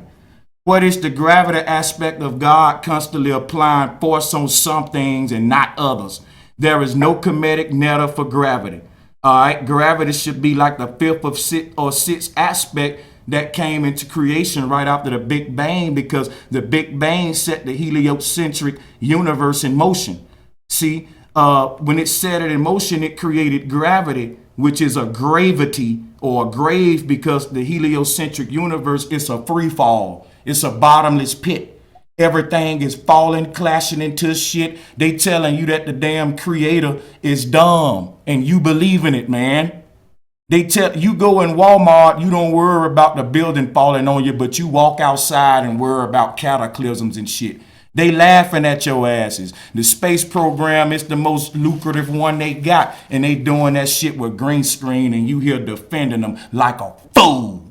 Now let me show you some, young man. You said that, let's talk about this comedic netter for gravity, because that's a nail in the coffin. I want to dig the knife in a little deeper. Now, because the Big Bang set the heliocentric universe in motion and created gravity, and that's the whole meat to the heliocentric cosmos, surely the comets would have a netter for gravity. The time ringing. Do you want your 5 minutes? Brother, that can't be my time. I'm timing over here too. That can't. Yes, that could be your time. That was 20 minutes. Man, let me keep going. I ain't gonna worry about it. All right, check this out. Let me get your time so it could be. All right, go ahead. So I people, put it in the camera, so can't nobody say I ain't do 20 minutes. I'm gonna hit this one in the camera the same way. bro. All right, ready? Bro, yeah. 5 minutes. Ready? Gotcha. Set, go. So check this out, right? Our Kemetic ancestors built pyramids and lined them up with the stars. You feel me? And those alignments still taking place today. Young Pharaoh never heard of nothing called parallax. We shouldn't be seeing the same constellations today that the ancestors saw if we was in the in the heliocentric universe. We should be seeing new alignments, new constellations. Those same monuments lining up to the same stars. Our ancestors were smart enough to do all that, but you don't think they were smart enough to know about gravity until Isaac Newton? Got to be a fool. Give your ancestors more credit than that. The oldest place you look for a globe, you can't find it. You can't find a globe in Kemet, and you still haven't produced one, Mr. Pharaoh. And you can't try to bend Nut and Geb into a globe, because I can go to Kush and show you that they was flat earthers too with their cosmology. And guess what? Kemet come from Kush. So you cut the tree at the roots. Now, it's a lot you got to think about, brother, because you showed up today, you weren't prepared, you didn't research flat earth, and that's going to cost you. You didn't know about the flat earth map, that it was older than the UN map. You talked about the Bible, but you used the Bible to try to prove a globe. You said that only thing that can bend light is a curve, but the rainbows prove that you're totally correct, and the curve is above your head, not under your feet. So you prove my point on that. You said that I'm just looking at symbols and making them what I want to be, when you looked at the same pictures of the ancestors I looked at, and guess what you said? It's a damn sundial. Why would the Sphinx have a floating sundial in the sky? Everybody know that Aten is sun reverence in Kemet. You should know that, young man. It's not a fucking floating sundial in the sky. And it's not just in Kemet, it's all over the earth where people understood crepuscular rays. That's science, not theories. So you talk about ships disappear due to curvature, but you turn around and say that we too fucking the earth too big for us to notice the curvature. Which one is it? You said the damn ships went over the curve, but then turn around and say you can't notice the damn curve, fool. Just a big damn contradiction. So you said the degrees at which it changed is so minute that you can't see the damn curve, but yet still said the ship went over it. That's crazy. Then you went on Google to prove that a horizon is horizontal.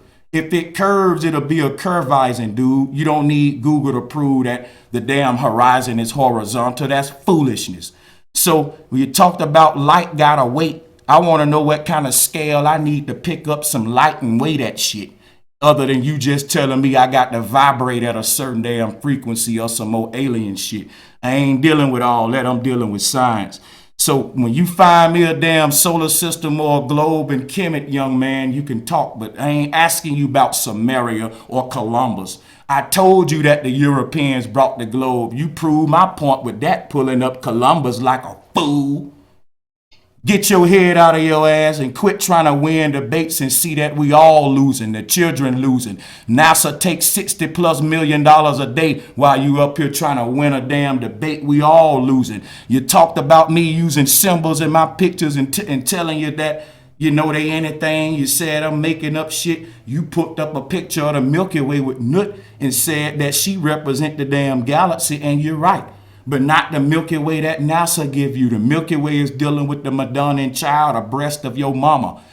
Our ancestors didn't have a sun-centered cosmos. They didn't have a moon-centered cosmos. They had a womb-centered cosmos. That's why Nut and Geb is the pregnancy of the child separated with the waters from the waters, because the waters break during childbirth and break the covenant, and that ship leaves dock. That became Noah's Ark. You should know that the new Ark is in Kemet. How long you been doing this shit, young man? God damn it. Don't you know Phil Valentine is a flat earther? Dr. Delbert Blair is too. This ain't no new shit, homeboy. It's professors and everything flat earthers. Ain't nobody walking upside down on a globe. It don't rain upside down. So if you talk about flat earth cosmology ain't ancient, then Masons is one of the oldest secret societies on earth, and they got flat earth cosmology just like all the ancients. You can see they the ones turned it into a globe. And I'm gonna give you another suggestion with my Your 5 minutes up. okay, Your let 5 me do my closing like you did your closing then, and I'm out. I don't need but 1 minute. You use CNN for your proof, dude. You went to CNN for the size of continents when I just went to who they go to, which is NASA, and showed you that America was fucking half the size of the globe, inconsistent. You still ain't talking about that. So if CNN your proof, that ain't science. Your subscribers can go to CNN for their damn self. That's not science. And you say you had your smart man glasses on. I don't think the motherfucker's smart enough. So I'm gonna pass you the mic back on at this time, dude, because you brought up Orlando Ferg and the Bible as the flat earth shit, but I don't care what he said or what he proclaimed, talking about this is the Christian thing. Christians always claiming shit. That don't make it not true. Our ancestors weren't globalists. Now, peace to you, young brother. Have the flow. All right. Now, I'm getting ready to start my 20 minutes. I'm going to my next slide. But I just want to say that, out of all of the, the joking and the Black Panther references and the name calling, no points are being proven. And so now I'm finna hit my 20 minutes and I'm finna go ham. Now my 20 minutes, matter of fact, let me start my 20 minutes in front of the camera because I don't want to hear no shit. Y'all see this? Here we go. 20 minutes. Ready, set, start. Now, with that being said, referencing vibranium from Black Panther has nothing to fucking do with this argument. Second of all, I did show you a solar system in Kemet. I showed you the sun going inside of Newt's mouth and coming out of her womb. Now, the reason I referenced Sumeria, Columbus, and medieval Europe is to show you that not only did Kemet itself not believe in a flat earth, nobody the fuck else on the planet Earth did either. And I showed you copyrights on the flat earth map.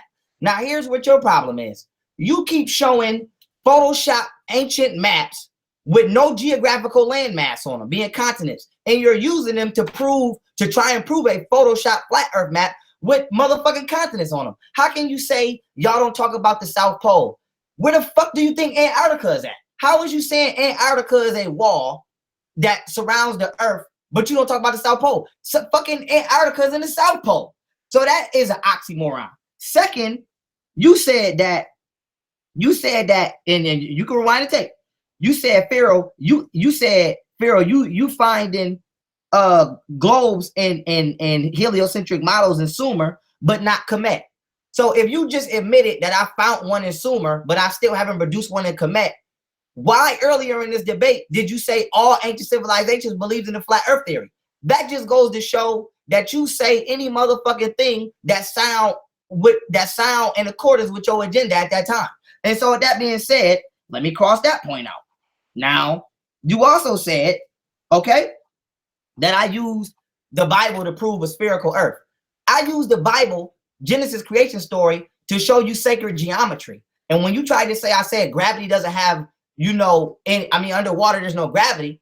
What I said was the Bible's creation story was about sacred geometry. That's why there's 7 days, because there's 7 circles in the seed of life, which goes on to become the flower of life, which goes on to become the fruit of life, which goes on to become Metatron's cube, which is a sphere, and all shapes come out of a sphere, which is Metatron's cube. And I said, if you go underwater and you blow a bubble, air is not affected, okay, by gravity.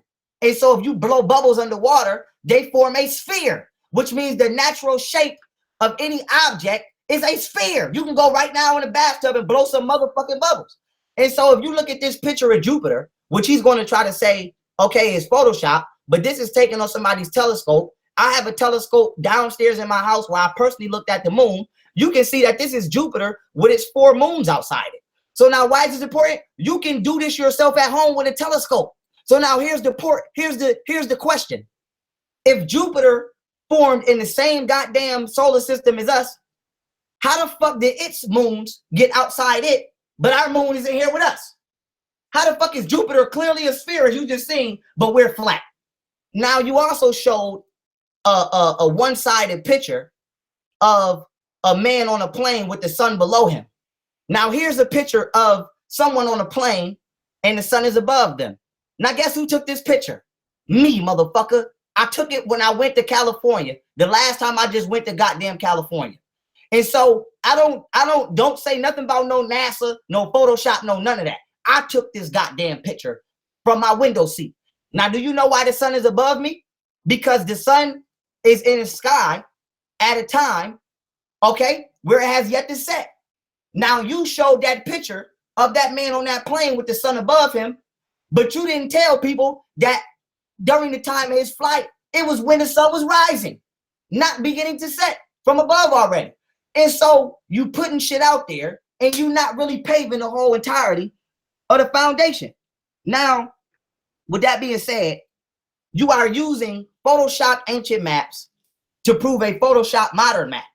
And if you say that the motherfucking because I'm going to the slide now. If you say that the goddamn globe is photoshopped, you forgetting one thing. Nigga, you haven't produced a real picture either. So if that's the case, we're both using fucking Photoshop. So what's your point? Now here we go, right? I'm going to prove to you that you cherry picking because you said out your mouth that NASA admits that they Photoshop motherfucking pictures of the globe. Now here's where I body you. Okay, again, you said that NASA photoshops the globe. Now, flat earthers such as Sanchez purposely distorted NASA's comments in regards to how they edit satellite and other images taken of the planet, which I'm going to show on my next slide. Now, NASA said that they use composite photograph, which includes CGI. Now, what is composite photography? What is a composite photograph? A photograph made by overlapping or juxtaposing 2 or more separate images. Now, ask me, how do I know about composite photography? Because I just so happened to have did a semester in college at the Art Institute of Pittsburgh, and nigga, that is all the fuck you do. It's photography, imaging, imagery, and drawing. And so I know all about this personally. I'm not speaking on my ass. Now, here's a picture that you showed, and you said that NASA said that it's Photoshop, and you used his statement. Now, what you didn't do is show the rest of his statement right here, where clearly you can see he says, okay, much of the information contained in this image came from a single remote sensing device, NASA's moderate resolution imaging, okay, spectrometer, okay, flying over 700 kilometers above the Earth on board the Terra satellite, okay? Now, it also goes on to say, the land and the coastal ocean portions of these images are based on surface observation collection from June through September 2001 and combined or composited every 8 days to compensate for clouds that might block the sensor's view of the surface of any single day. And so when they say they use composite photography, you didn't give the entirety of what they meant. And so you're cherry picking information to try to prove a point that you don't have, and that's called intellectual dishonesty. So I'll give you an example of composite photography in Photoshop. Here's a picture of a woman, okay, on the left. And then they took multiple fucking pictures of her, okay? And they used composite photography to create this picture on the right with her in the green in the hand, with the green in her hand. So here's the question. I guess she's not a real fucking woman, and I guess she's fake because she's Photoshopped. I guess this is not a real picture of her because they use composite photography. Here's a picture on the bottom left of underneath the earth of, let's just say, water, you know, by the coast of an island. Let's just make up the destination. Here's the before pictures when they took one. Now here's the photos that they took all throughout the fucking day. Because in the first picture, you can see the background coming in. And then in the right picture, you can see the background fully present in the atmosphere. So I guess the picture on the right is fake because it's fucking composite photography. I guess it's fake because it's Photoshop. Now, when you look at the earth at the top, here's why you can see the picture on the left looks dull and the picture on the right looks fuller, because it was taken over long periods of time. And so when you say that NASA said something, that is a lie, because NASA did not say that. You're saying what the fuck you want to say. And then you also made a statement such as, oh, you're right, Young Pharaoh, because curves can bend the rainbow. Not a dome, the atmosphere. Once again, atmos means fucking vapors, sphere means a sphere. So the curvature that's being produced by the light that's being bent, once again, is the same way corpuscular rays are being bent. Vapors in the atmosphere are bending the light in a spherical direction. And so there is no dome, you're in a fucking sphere. And so everything that you've said has been nothing more than personal speculation. And I'm going to keep wiping the motherfucking floor with you as I continue on. You know, Brother Sanchez was picked, you know, he made a statement such as to say that NASA said that, you know, the earth was photoshopped. And so Brother Sanchez, you know, went on to say that NASA photoshops photos. But, you know, if NASA photoshops photos and the earth is not real, then I guess nobody that you ever seen, you know, in your life in a magazine or in a movie, you know what I'm saying, or a goddamn, you know, on VH1 and Love and Hip Hop, you know what I'm saying, Sports Illustrated, I guess ain't none of them real either. But also we want to speak about what creates gravity, okay? Because Brother Sanchez asked me, you know, oh, and I want to say this as well, because he, you know, Brother Sanchez keeps talking about NASA, you know, photoshops Earths, but Brother Sanchez fails to realize that every single goddamn photo of the flat Earth that you've ever seen is Photoshop. And so if that's the case, we are using Photoshop. If that's the case, so you can't have such a, you know, redundant, hypocritical argument like that. You can't say that somebody's using Photoshop when your main shit is Photoshop. Now, Brother Sanchez says that, you know, when the last time I was on the stream, he said, so do you believe that we're on a ball that's spinning at 1,080 miles per hour? And to Brother Sanchez, I would tell him, hell yes. See, when you on an airplane, right? Let's say you flying Delta. Next time you flying Delta, just check your motherfucking flight map. Check the status of your flight and look at how many miles per hour you're going. You're going over 400 fucking miles per hour. That's almost half the speed of the earth. Now, why is this important? Do you feel like you're shooting in a fucking rocket ship? Hell no. You know why? Because you're inside of the object that is absorbing the force that is taking you through. And so when we take that understanding and we apply that to such a mass size of something such as the planet Earth, we understand why it doesn't feel like you're just on a spinning ball that you should fling the fuck off. The same way you're not in the same way when you're in an airplane and you're going 400 miles per hour, just you know, going to the next state you're going to, and it don't feel like you're about to fly out the goddamn airplane.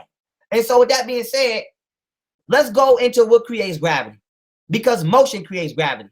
If you get on a goddamn roller coaster, when it take off, if you lift your head up, your head gonna smack into the back of that seat, because the velocity in which you're traveling, okay? Once again, I'm gonna say this once again, because the velocity in which you're traveling is creating what is called centripetal force. Okay, centra means center, and pedal, centripetal in its etymological root. Centra means center, and pedal means to seek. And so centripetal means force that seeks the center. Now, Brother Sanchez's ideology of flying off the earth and every other flat earther would be centrifugal, which would mean center being the center, and then fugal means to flee, which would be force that flees the earth. And so with that being said, okay, the speed of the stars is the speed of the earth's rotation, hence you barely notice it moving. This slow speed causes the earth not to produce centrifugal force, which is force that flees the earth. It produces centripetal force. Now, with that being said, the earth's centrifugal force is so weak that it is calculated to only be 0.3% as strong as its pull of gravity that it produces. This is why things such as the earth's water doesn't fling off the goddamn earth. This force is measured at the earth's equator and has shown that items actually weigh slightly less at the equator than they do at other poles. Now, here's an example. Here's a car, okay, on the left, exerting centrifugal force. Now, centrifugal force is when you spin a corner too fast and you fly off the goddamn road. Centripetal force is when you hit that gas just right and you bend in that corner on that highway and it feels like you sticking to the road. And so that's what the earth is producing. Now, why is this important? You can do this with a goddamn ball, as you see this man at the bottom. If you swing the goddamn ball too hard, it'll seem like it's flying away. But if you spin it just right, it'll be balanced. And that's called centripetal force. Now, the earth does not spin fast enough to generate centrifugal force, because if an airplane can go fucking over 400 miles per hour and it is thousands of times, millions of, if not millions of times smaller than the earth, then the fact that the earth spins 1,080 miles per hour, which is actually only about 600 miles faster than the airplane travels, then that means the earth is actually spinning slower than a motherfucker, because size is relative to speed. If I run 5 miles per hour, that might seem fast. But if an ant runs 5 miles per hour, God damn it, that's way faster than I'm running, because the ant is smaller than me, which means it's able to generate the mass that I have in a body that it does not have. And so if an airplane is able to generate a speed of 400 miles per hour in such a small mass, we can agree that an airplane is not bigger than your state. So if you're spinning at 1,080 miles per hour in your state, and an airplane can go 400 miles per hour, that means your state is actually slow as a bitch. Now, with that being said, here's an example of why water doesn't fly off the earth. If you put water in a bucket, which we all used to do as kids, okay, let me check my time. I got 5 minutes left, which we all used to do as kids. What you'll see and what you'll notice is that the water don't fall out the bucket. And so if you can spin a bucket round and the water don't fall out, then you can understand exactly how water inside the earth does not fall out, because the earth is producing centripetal force. And so once again, we have to ask ourselves, at what point in time does a flat earther apply science? Not just talking about why something happens or what the fuck they believe, but actually how these things are happening. And so with that being said, let me keep going. Let me keep motherfucking going. What I want to do. What I want to hit now. Yeah. All right, I'm going to save my good points for my last round. I'm going to just hit some more shit, because that fuck up really fucked me up on what the fuck I was about to say. Okay. And so we want to go to, let me go to this slide. I wish that dumbass shit would have never fucking happened, but it ain't about nothing. Okay. Also, we want to go to, okay, mathematics, because we're talking about spherical axis here. Okay.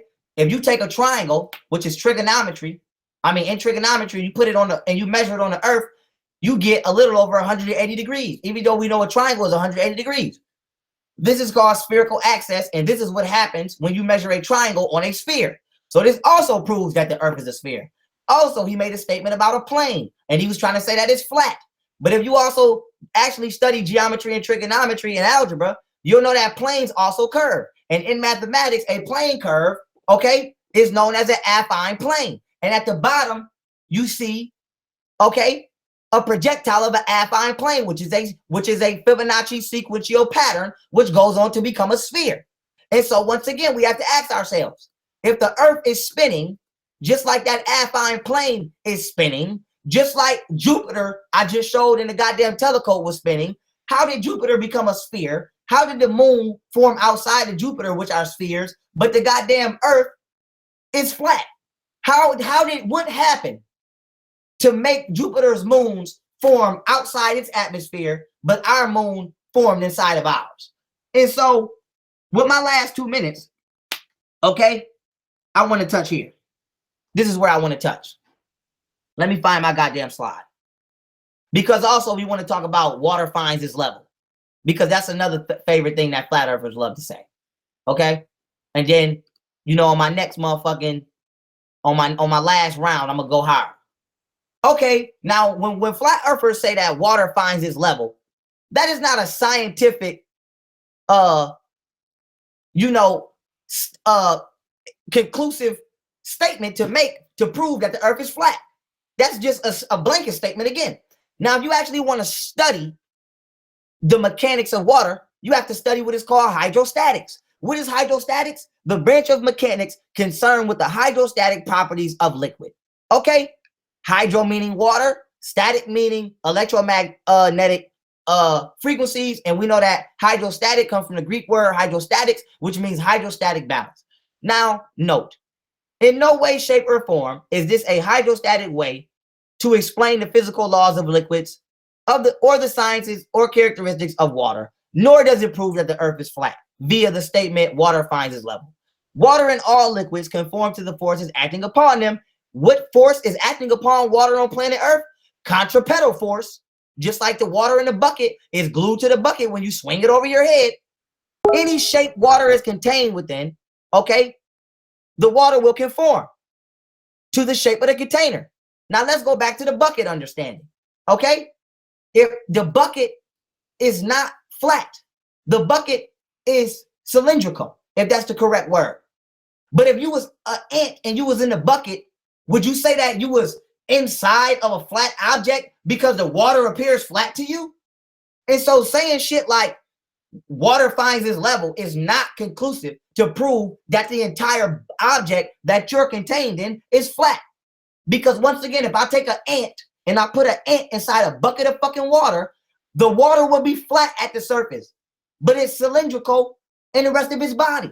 And if you spin that goddamn bucket, the water won't fly out once the bucket go upside down over your head because it's being glued to the object it's in by centripetal force.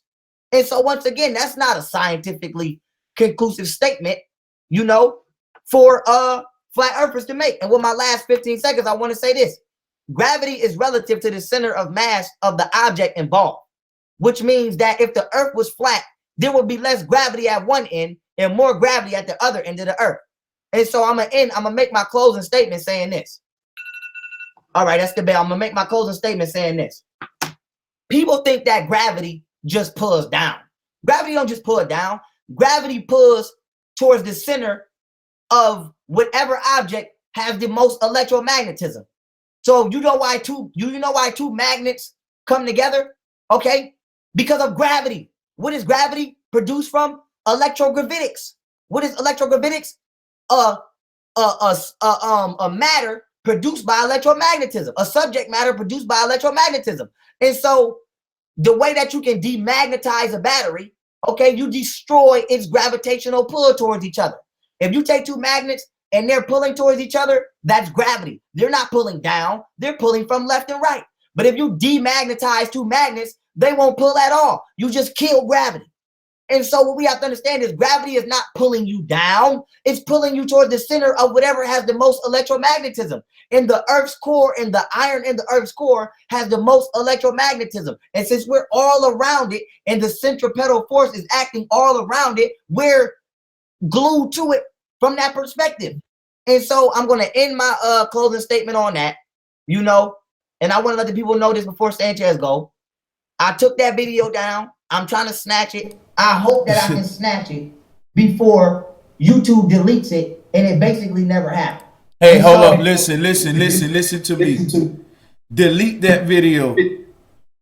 Hell no, I ain't deleting that video. Bro, they gonna strike you. I'll give you a copy of it. If you don't delete it and they make it through the review process and they see the porn on it, they gonna strike you. If I was you, I'd delete it now, bro. If do you got a copy of it right now? I got a copy for you. It's on my channel too.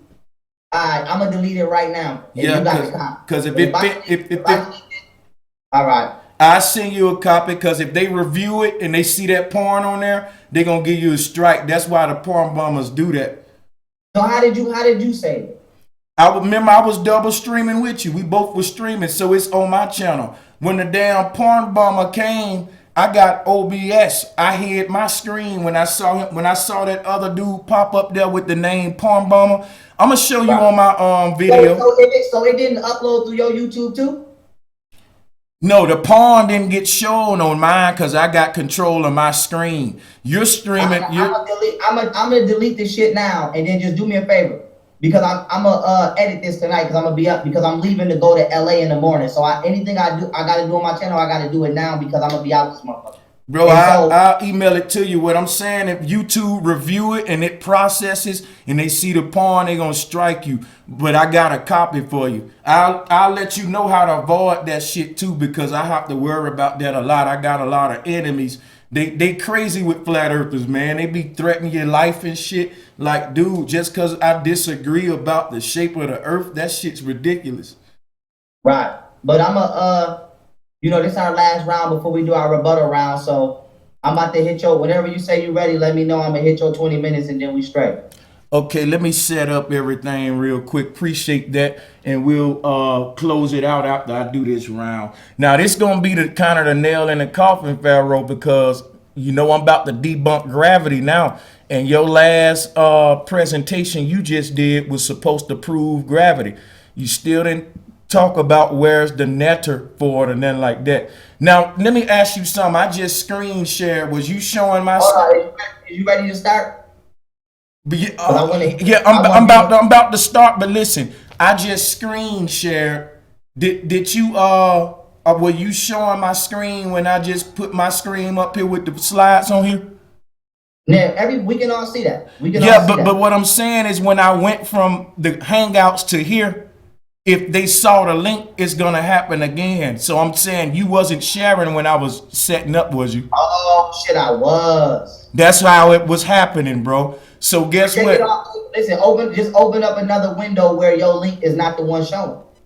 Okay, well, listen, do this real quick, Pharaoh, because I want to be safe. I don't want your channel to get porn bombed.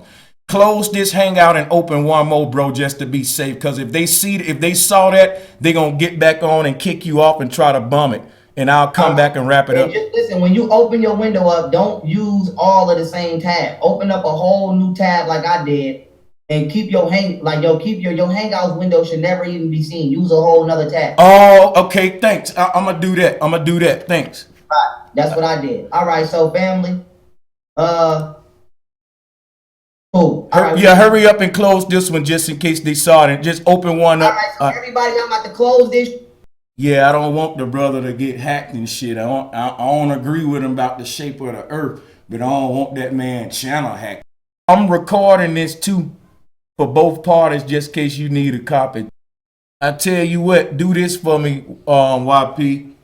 Click on your face so that your people right now can I already got it on me. I got it on me. They can't see you. Okay, then I'm finna share from here. That way it don't show it. They can only see you right now. And I'll let you know when to flip it back to me. And we'll keep flipping it back and forth like that if we can. That might be kind of crazy, but we're gonna just get through this last little round. Shout out to all of your people too, man. To all the Young Pharaoh subscribers, all of y'all in his chat, man. All right, so I don't want to hold up too much of your time. So let me see, will this work? Keep sharing yourself. Just keep sharing yourself. Now, can you see what I'm sharing? Yup. All right, now, You straight. It ain't no link showing. It ain't nothing. That's how you supposed to. You straight. okay, cool. That's Now, what whatever you do not hit that motherfucking. Do not hit that shit that say Google Hangout. Yeah, don't. Matter of fact, grab that. Where it say flat Earth, grab it and drag it out of that window. Right here. Yeah, grab it and drag it. I'm not even showing Now, you. let me ask you something. Can you see this window that's in front of you now? It got like a big I old. can see it. I can see it. Hold up, it's got Chicago skyline. Can you see that?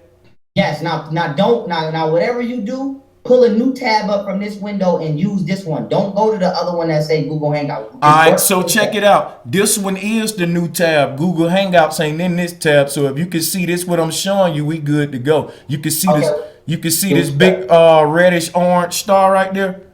Yep. Okay, I'm finna get ready to get it in. Then. All right, just let me know when you're ready, and I'm gonna hit your 20. All right.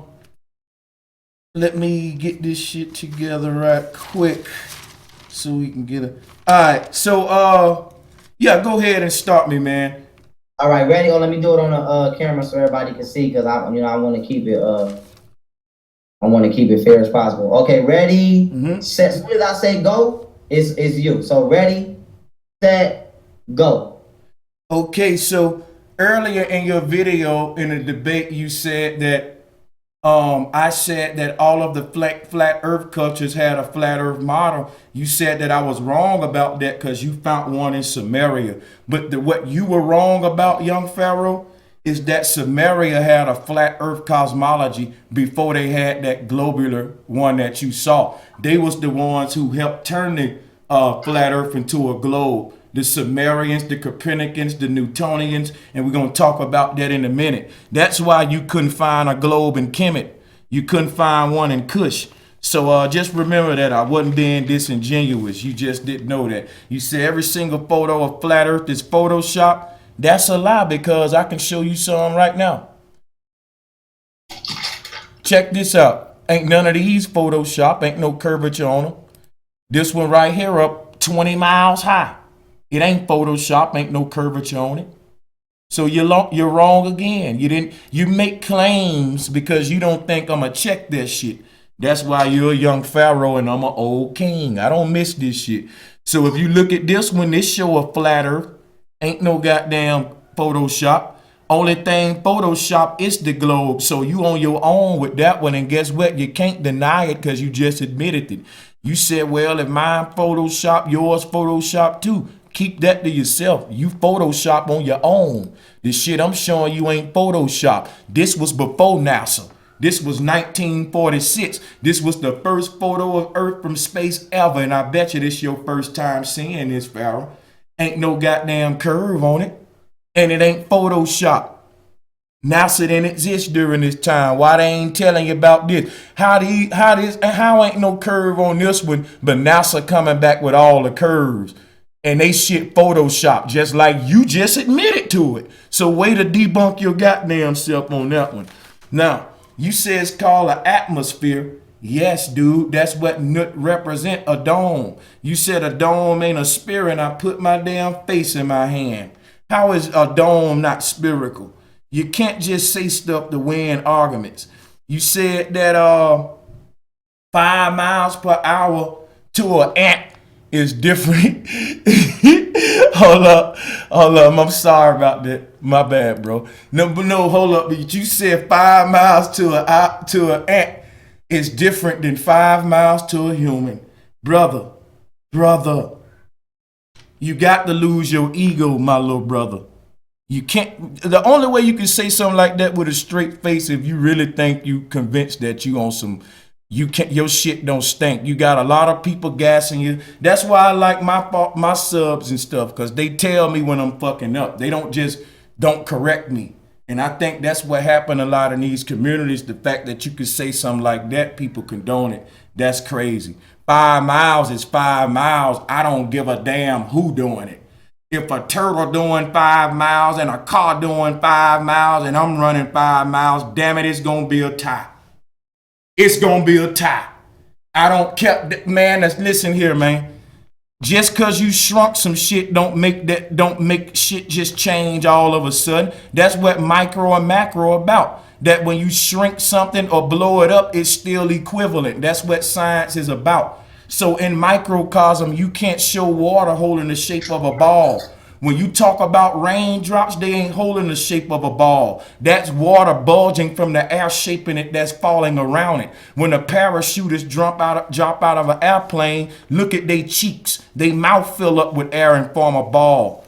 Not because it's holding the shape and being stuck to a core put by some mysterious force called gravity, which we finna debunk in a minute. So let me not use a lot of my time, but I gotta debunk some of these ridiculous claims that you claim. Pharaoh, I ain't gonna lie, brother.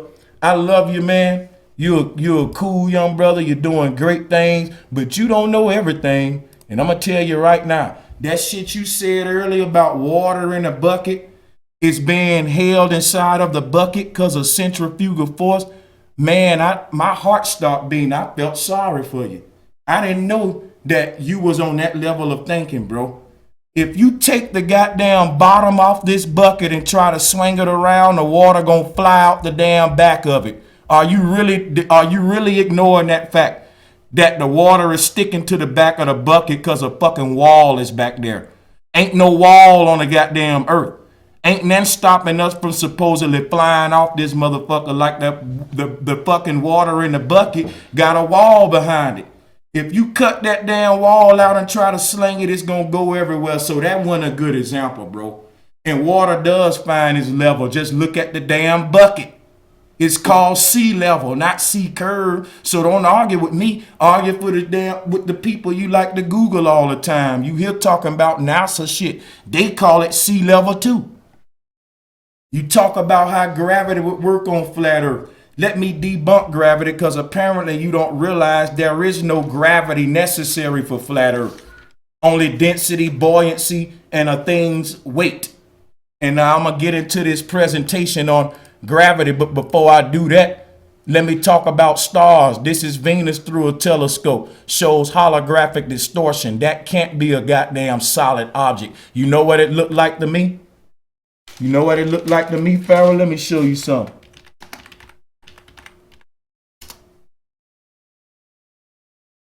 The waters above.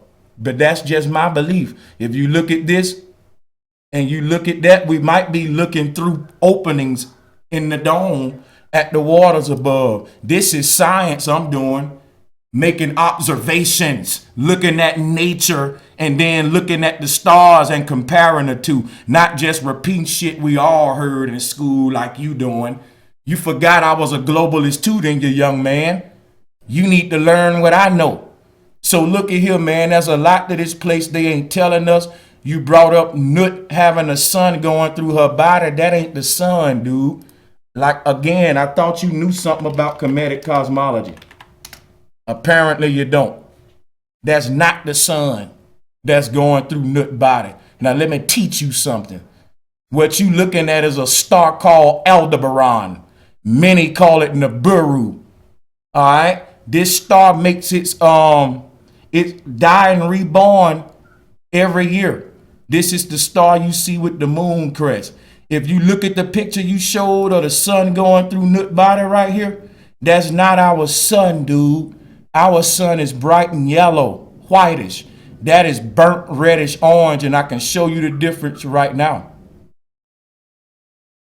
In this picture from your goddamn scientists, not mine, they got our sun yellow and they got Aldebaran reddish orange. That became the colors of Halloween because during harvest time is when Aldebaran is visible. They call it Aldebaran because it comes from the word abracadabra. It's the star that appears and transits the moon and Venus sometime. But it appears every 7,000 years and it appears every yearly Sabbath. But you would know that Septos is the real Sabbath and that your goddamn calendar got 2 months added. Our ancients didn't have a 12-month calendar. 360 degrees in a circle, 360 days in a damn year. And guess what? July and August was nowhere on an ancient Kemetic calendar. So how are you trying to sync that shit up with Nut and Gale? Look at the color of this damn star in this picture and look at the color of what you see on the Kemetic scarab. It's not yellow. Our ancestors knew the difference between yellow and burnt orange. Now, you can make the argument that it's our sun, but I stand with what your damn scientists teach with the model that they showed here, that our sun is yellow. That's the way I see it. I do see it orange sometime, but we know that one star in ancient cosmos that was always portrayed in these Halloween colors, this Halloween orange, was Aldebaran. And this star come around in harvest time.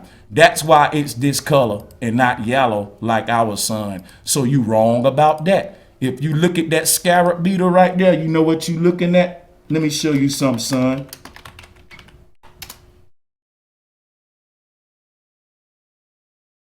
Let me show you something real quick while I got time. You see the Queen of Heaven. This is the Masonic deity. This is what replaced Nut. This became the MasterCard, which is the Vesica Pisces, the number 8 for infinity. Look at her. You see the sun on her head and a moon crest on her foot. They stole this from Kemet. You see the sun on the head, moon crest on the foot. But they giving you our sun, not the Aldebaran. So there's a lot of deception that took place when the Greeks came over with the Bible. And that's why you don't know the shit I'm telling you now.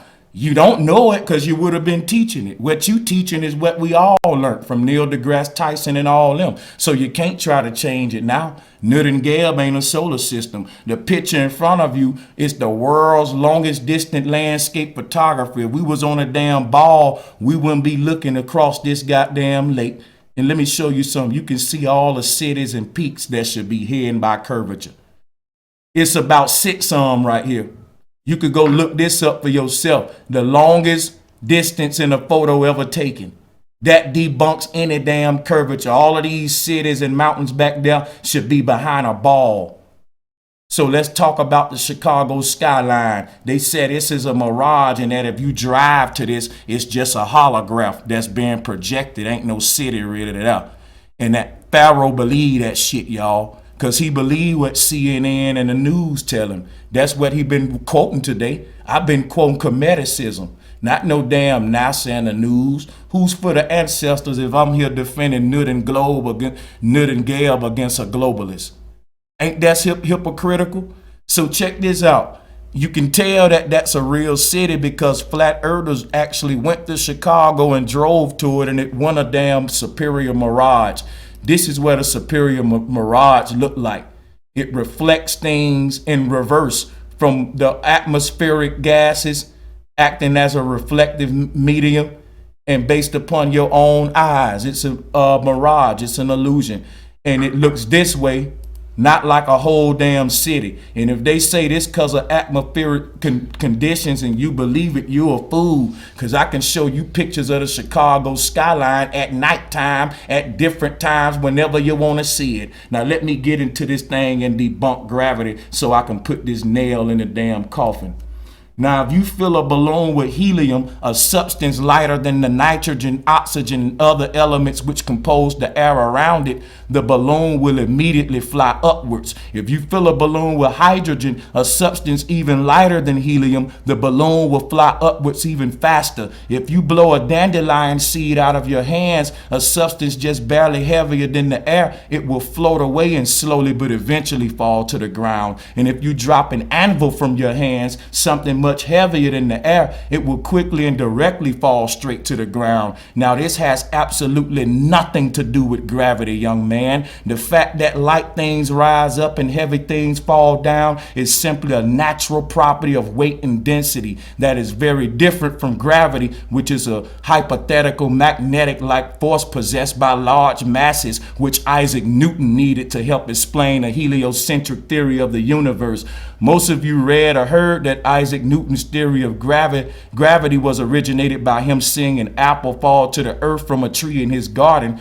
People gifted with ordinary common sense would say that the apple fell down to the earth because it was heavier than the surrounding air. When air is submerged, bubbles form and they rise up because the air is lighter than the water surrounding it.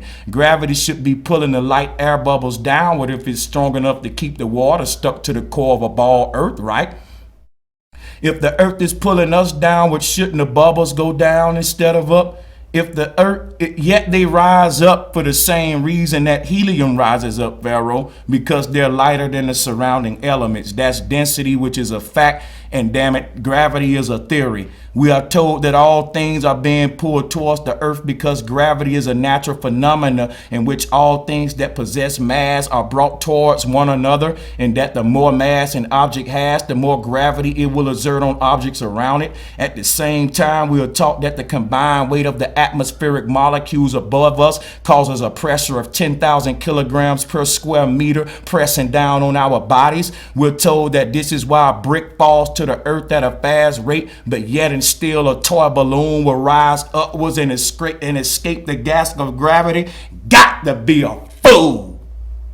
You better free your damn mind, son. I said, listen to this, young Pharaoh. If I throw a book right now, it's going to go far as the amount of force that I put into it, and then it's going to fall because it's heavier than the air around it. It's literally that simple, people. This is the simple way that the ancestors explained this before there was even a word called gravity or a man named Newton. How are you for the ancestors but saying that Newton was smarter than them, dude? Ask young Pharaoh, why isn't there a netter for gravity?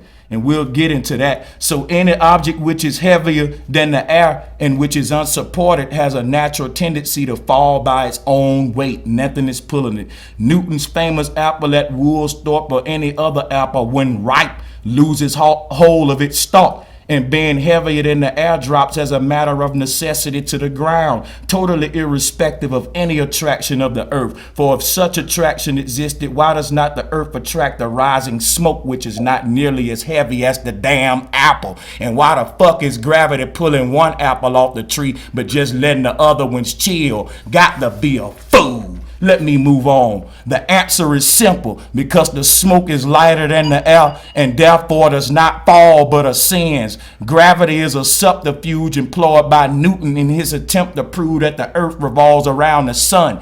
Newton was a Freemason, and he comes off to me as one who hated the true facts and science of nature. The things they teach us don't make sense because they require you to forfeit those God-given common senses and replace of belief in theoretical scientism. Newton's apple fell because it was ripe. When fruit becomes ripe, it gets heavier than its support system, which is the stalk that attaches it to the tree, and then it falls because it's heavier than the air surrounding it. It's that simple, unless you're telling me gravity is a selective force that only pulls down the apples that it chooses to. Shit, it's like me then, because I only pick the ones that I like too. You telling me gravity is selective now? So check this out, goddammit. You gotta pay attention to what I'm telling you here. The law of gravitation is said by the advocates of the Newtonian system of astronomy to be the greatest discovery of science and the foundation of the whole of modern astronomy. If therefore it can be shown that gravitation is a pure assumption and an imagination of the mind only, that it has no existence outside of the brains of its expounders and advocates, the whole of the... What you said? The whole... Okay, yeah. The whole of the hypothesis of this modern so-called science would fall to the ground if one disproven gravity. And that's what I'm doing right now before your eyes, showing you as a theory and not a fact. So this so-called science fall to the ground as flat as the surface of the ocean, and this most exact of all sciences, this wonderful feat of the intellect, becomes at once the most ridiculous superstition and most gigantic imposture to which ignorance and credulity could ever be exposed. Einstein's theory of relativity and the entire heliocentric model of the universe hinges upon Newton's law of gravity. Heliocentrists claim that the sun is the most massive object in the heavens, and therefore the earth and other planets by law are caught up in the sun's gravity and forced to orbit perpetual circles around it. They claim that gravity also somehow allows people, buildings, oceans, and all of nature to exist on the underside of the ball earth without falling off. Now, even if gravity did exist, why would it cause both planets to orbit the sun and people to stick to the earth? Gravity should either cause people to float in suspended circular orbits around the earth, or it should cause the earth to be pulled and crash into the sun. What sort of magic is gravity that it can glue people's feet to the ball earth while causing earth itself to revolve ellipses around the sun? The two effects are very different, yet the same cause is attributed to both. Furthermore, the magnetic-like attraction to massive objects gravity is purported to have can be found nowhere in the natural world. All right, so there is no example in nature of a massive sphere or any other shaped object which by virtue of its mass alone causes smaller object to stick to orbit around it or causes water to stick to it by mass. If that was the case, then I can just get real big and shit'll start orbiting me. I'm bigger than this damn lighter on my desk. It ain't orbiting me yet. It ain't sticking to me. Now, so check this out now. To claim the existence of a physical law without a single practical evidential example is hearsay, not science. That's why flat earth has always been around. It's just been buried up under the Western world lies and heliocentrism. But most of the world is still flat earth. It's us who need to wake up. So the bodies in some instances are seen to approach each other is a fact, but that their mutual approach is due to an attraction or pulling process on a part of these bodies is after all a mere theory. Hypotheses may be sometimes admissible, but when they are invented to support other hypotheses, they are not only to be doubted, but discredited and discarded. The hypothesis of a universal force called gravity is based upon and was indeed invented with a view to support another hypothesis that says that the earth and sea together make up a vast globe that is whirling away through space and therefore needs some force or forces to guide it and control it. I'm gonna use my other 5, bro. All right, let me before you go, let me do the 5. Let me just keep going because my slideshow still going real quick. It's all right, leaving. go ahead. I started it. Go ahead. So the weird thing about all of this is that Young Pharaoh is here to defend a globe when scientists teach us that the earth is an oblate spheroid. Some say it's a pear, so we don't have a consistent model for the globe, and all of the images used to support it are inconsistent. So what shape will it be next? I guess we got to wait on some speculating scientists to tell us instead of using our own damn head. See, Pharaoh, I don't believe scientists like you do. I am a scientist. Believing a scientist don't make you a scientist. It just make you a fucking believer. Now, that the sun path is an exact circle for only about 4 periods in a year, and then of only a few hours at the equinoxes and solstices, completely disproves the might have been of circular gravitation and by consequence of all gravitation. If the sun were of sufficient power to retain the earth in its orbit when nearest the sun, when the earth arrived at that part of its elliptical path farthest from the sun, the attractive force, unless very greatly increased, would be utterly incapable of preventing the earth rushing away into space in a right line forever. Think about that, young man. On the other hand, it is equally clear that if the sun's attraction were just sufficient to keep the earth in its proper path when farthest from the sun, and thus to prevent it rushing off into space, the same power of attraction when the earth was nearest the sun would be so much greater that unless the attraction were very greatly diminished, nothing would prevent the earth rushing towards from rushing toward the sun, of course. You know what's causing, if you say the sun's so bigger than the earth, why hasn't the sun just gone ahead, put the earth into it? And how is the earth spinning, keeping us stuck to it when that's the opposite of centrifugal force? It's 2 different forces that contradict the theory of gravity. So heliocentrists claim that the ball earth is perpetually spinning on its axis and that all of these things are stuck to it. But if you take a ride on a gravitron at your local amusement park, you will notice that the faster it spins, the more you're pushed away from the center of spin and not towards it. Even if the centripetal inward pulling force of gravity did exist, which it does not, the centrifugal outward pushing force of the ball Earth's supposed 19 mile per second spin would also exist and have to be overcome. Yet neither of these opposing forces has ever been shown to have any existence outside the imaginations of heliocentric scientists. Did you stop me or something? Nah, you still going. All right, so let me go. I thought you said something. So check this out. This is what Newton said out of his own mouth. He said Newton himself confessed that the explanation of the moon's action on the tides was the least satisfactory part of his theory of gravity. They said a moon controlled the tides, but if that was the case, then the tides wouldn't be like an inhale and exhale like you see. So the theory asserts that the larger object attracts the smaller, and a moon, if it was controlling the tides, then what's stopping it from just pulling all of the fucking water off the ocean? And we should be seeing a trail of water going toward the moon. If the moon controlling them damn ocean tides, why I don't control the lake down the street from my house?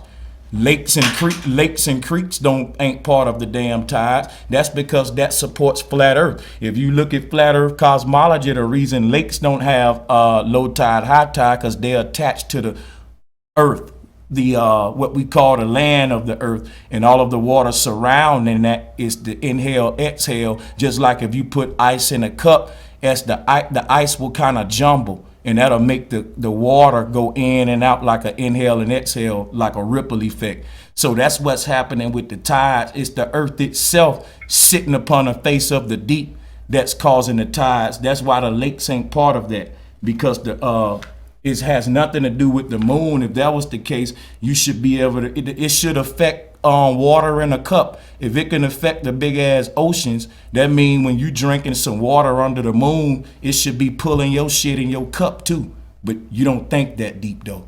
This is investigation here. And it's gonna get you laughed at. I don't mind that, long as I got the truth, goddammit. So astronomers claim to have measured all the planets' distances and shapes and all of that before they had any of the technology that they got today that y'all said, prove the globe. But they said they measured the whole shape of the earth. If you look at fucking Galileo's telescope, it was a damn bottle. It was the equivalent of you finding a beer bottle off the ground and looking through it. It was that damn, shifty. 5 minutes. So yeah, now we can go and start closing it off. I ain't gonna go over my time. I'm gonna close off with 1 minute. I ain't gonna take all day like we've been doing. So for my minute to close out, 2 minutes to close out, let me just tell people on both sides, don't choose sides. This debate ain't about choosing sides. It's about doing. It ain't over. I don't think it's over yet. I got one more round. Oh, hold up. Oh, it's another round? Okay, well, shit, I got some. Cool, I'm going to mute my mic then. I'll wait till the next round. Yeah, we got a closing 20 minutes. I went, then you went, then I went, then you just went, then I go, and then we got one more round after this where we both go. Well, we close it out and kind of chop it up like you said, right? Right. Okay, cool. Well, then, with that being said, shout out to you, Young Pharaoh. Thanks for doing this with me. I'm gonna go ahead and mute my mic, man, and let you take on over. I don't want to hold the people too much longer. Y'all go ahead. All right, cool. Now I want to say this, man. Let me get my timer ready so I can hit 20, so everybody can see me hit 20. All right, family, I'm hitting 20. Ready, set, go. All right, and so I wrote down some points he wrote and I rebutted them, and I just want to make note, that I've been making hella points, that have not been refuted. He just states new points, but he hasn't refuted any old points I've stated. Still hasn't proven the flat Earth theory model at all. But, as far as the land mass or anything or the geographical size of the continents. But outside of that, okay, let me prove my point, right? Let me say this. The man said he was dealing with science, right? I don't know what the fuck kind of science is being, brought to the table here, because he said fruits get heavier when they get ripe. Fruits get soft when they get ripe. So I don't know. I never seen a ripe banana heavier than a fresh new banana. And so I don't know where that science came from as far as, ripe fruits getting heavier and then falling off a tree. Because we have to ask ourselves, if you hold a cup of water all day, it's going to get heavier and heavier and heavier. And so if gravity doesn't exist, what force is acting upon that cup to make it feel heavier? And so when we're talking about gravity, once again, what people don't understand is gravity does not pull you down. It pulls you towards the center of whatever object has the most electromagnetism. And of course, the bigger that object is, its electromagnetic influence would increase. And so I'll give you an example, right?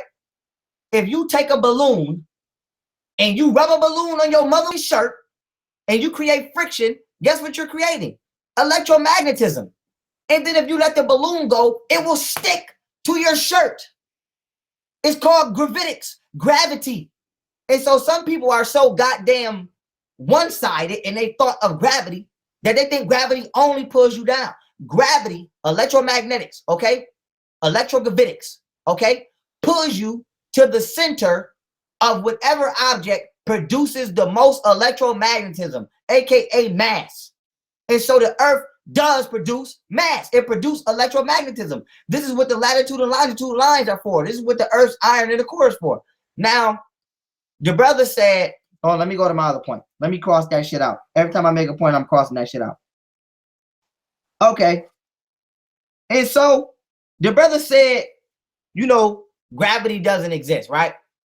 Well, if gravity doesn't exist, what makes water pressure increase the deeper you go? Because as you get towards the center of this Earth's core, the level of electromagnetism is higher, which causes gravity production to be higher, or gravitic production to be higher, which means the deeper you go in that ocean, you gonna go from a scuba suit to a submarine. And if you get out that submarine, that gravity, aka water pressure, will crush your ass. And so if it wasn't no such thing as gravity, there would be no such goddamn thing as water pressure getting higher the deeper you go in the ocean. And so that's another point I want to make. The second point I want to make is this. If you go outside and you take a piss, guess what your piss do? It curves. It curves. Okay? Why does your piss curve? Because gravity is acting upon it. Mind you, it don't stay flat. It curves. And so if you saying water always finds its level and you pissing and the water is curving, then using your theory, that proves the curvature of Earth. And so with that being said, gravity is produced by electromagnetism. I have to make that understanding understood. Now, the brother said I said 5 miles, distance, was a joke because the distance didn't matter. 5 miles is 5 miles. And he said size doesn't matter. First of all, I wasn't using size exclusively. I was using size in reference to the velocity that it produces. And so he said an ant, he said if he go 5 miles and an ant go 5 miles, it doesn't matter. I tell you what, you ride 5 miles on a bike and I'm gonna ride 5 miles on a motorcycle and we're gonna see who produces more force. We're gonna see who goes faster. And so with that being said, the object that is traveling the 5 miles is very important because depending upon the size and the power produced by that object will determine the velocity that that object can travel. And depending upon the velocity that that object can travel, we will determine whether a centrifugal or centripetal force will be produced. And so it's not a joke. And 5 miles is not just not important. It's very important. He said if a turtle go 5 miles and he go 5 miles, they went 5 miles. How? Do you know how long it's going to take the turtle to go 5 miles opposed to you? Because you generate more force than the turtle. And so I don't know what kind of science, you're doing. And so with that being said, let me go into some points. Let me go back into some points. Because I'm about to eat. I'm back warmed up. I'm back warmed the fuck up. I'm back. That little hiccup threw us off, but I'm back. Okay, let's go back to destroying this motherfucking flat earth. Okay, let me throw my motherfucking glasses on. Here we go. Gotta throw my science glasses on for this shit. I gotta do it. I got to. Okay, here we go. We back. Now let's talk about perspective. Because if the earth was flat, okay, we would all see different sides of the moon. Okay, period. All around the world. We would not all see the same side of the moon constantly at different times of the day. So look at this diagram on the left that I'm highlighting. If you was over here in South America and I was over here, you would see a crescent moon and I would see a half a moon. But guess what? We all see the same side of the moon because the moon is outside the goddamn atmosphere. So now it makes sense where people who are all around the world, now it makes sense why people who are all around the world can see the same side of the goddamn moon because it's not in here with us. Period. Next slide. Okay? Next slide. Let me keep it kicking. If the earth was flat, people would see different star patterns. Okay? We would not all see the same goddamn stars. And so now why is this important? If this is South America, okay, how the fuck can South America, Africa, and Australia all see the Crooks constellation if they all face in different positions? It's impossible. It's impossible. And so with that being said, I'm going to say it again. If this is South America, this is Africa, and this is Australia, how the fuck can everybody see the same goddamn constellations, okay? And they all facing different directions. Let's go to this understanding, okay? So with that being said, here's the sun. If the sun was in here with us, there would never be no such thing as total darkness. There's places in the world, okay, that are completely dark. Let's use Australia for an example. During the wintertime, Australia experiences 67 days of complete darkness. Now, why is this important? If you look at the flat earth map, Australia, okay, is in the center, which means there's no fucking way, okay, that Australia would ever, let me go back to this map. There's no way that Australia, if Australia is right here, there's no way that Australia would ever be non-subjected to sunlight. And so how is Australia receiving 67 days of complete fucking darkness when the sun is always shining on it? Now, when you look at this model and you see what creates season change, okay, look at Australia right here on the right on the flat earth model. Okay, it's always subjected to sunlight. But when you look at this model with the sun outside of the earth, what do you see? That during the winter solstice, which is coincidentally is the time when Australia receives its 67 days of total darkness, you see that the northern hemisphere is tilted 23.5 degrees away from the sun. So now we can understand that even though the sun is rotating, this portion of this globe never actually faces the sun because it's tilted away. So the globe model outside of the sun, with the sun outside of our atmosphere, explains perfectly this phenomena. The flat earth theory doesn't. Now, why is this important? Let's go back to our motherfucking our model, because science says what? If the model cannot successfully define the observation, it must be thrown out. Now, next a nigga's gonna say that the sun is not in here with us. Now, I already explained how electricity cannot be manually conducted within oxygen molecules. And so how does lightning, when you see lightning discharges, okay, it's unstable. When you see sparks, they're unstable. Why? Because oxygen molecules cannot conduct electrons. Now, why is this important? If the sun is a ball of electricity, how is it being manually sustained by oxygen molecules which cannot conduct it? Now, a lot of niggas is going to say that the sun is in our atmosphere, right? Now, I'm going to play this video right here. This is not NASA. This is not none of that. As you can see, this is a white boy, okay, who bought a drone and a balloon and flew the motherfucker as high as he could. Now, here's his drone, okay, and here's it taking off, and I'm going to skip through. Now, it appears here that the sun is in here with us. Let me go back. See that? It looked like the sun is in here with us, okay? Let me go back a little bit. It looked like the sun is in here with us, right? But as the drone continues to go higher, it still looks like the sun is in here with us, right? Now, as you can see, this motherfucking drone that made it all the way outer space. Okay? Look at that. The sun still, we're leaving the atmosphere now. We're leaving the atmosphere. And now, why is this important? When you make it outer space, what is that? Asshole? It's the sun. So is you gonna say NASA photoshopped that too? Did NASA have something to do with that? You clearly fucking see the sun outside of the earth. Now, I don't want nobody arguing that, oh, the earth is curved because of the fish islands. I don't give a fuck about that argument. My argument is the sun not outside of the atmosphere? Yes, the fuck it is. And so with that being said, I don't want to hear shit about no NASA. I don't want to hear shit about no motherfucking Photoshop, no Crotoshop, no Motoshop, none of that. Period. We clearly see. And so we see that the flat earth model has not been yet scientifically validated or substantiated. Now, why is this important? Let's go to another slide. We clearly see why it makes sense. Not only that we can clearly see the sun outside the atmosphere, but we can clearly see why we can't detect lunar moons. Because if the sun was inside this fucking dome with us, okay, then you wouldn't have a lunar eclipse. In order to have a lunar eclipse, the sun and the moon have to be on the opposite side of the earth, with the earth being in the middle. That's period.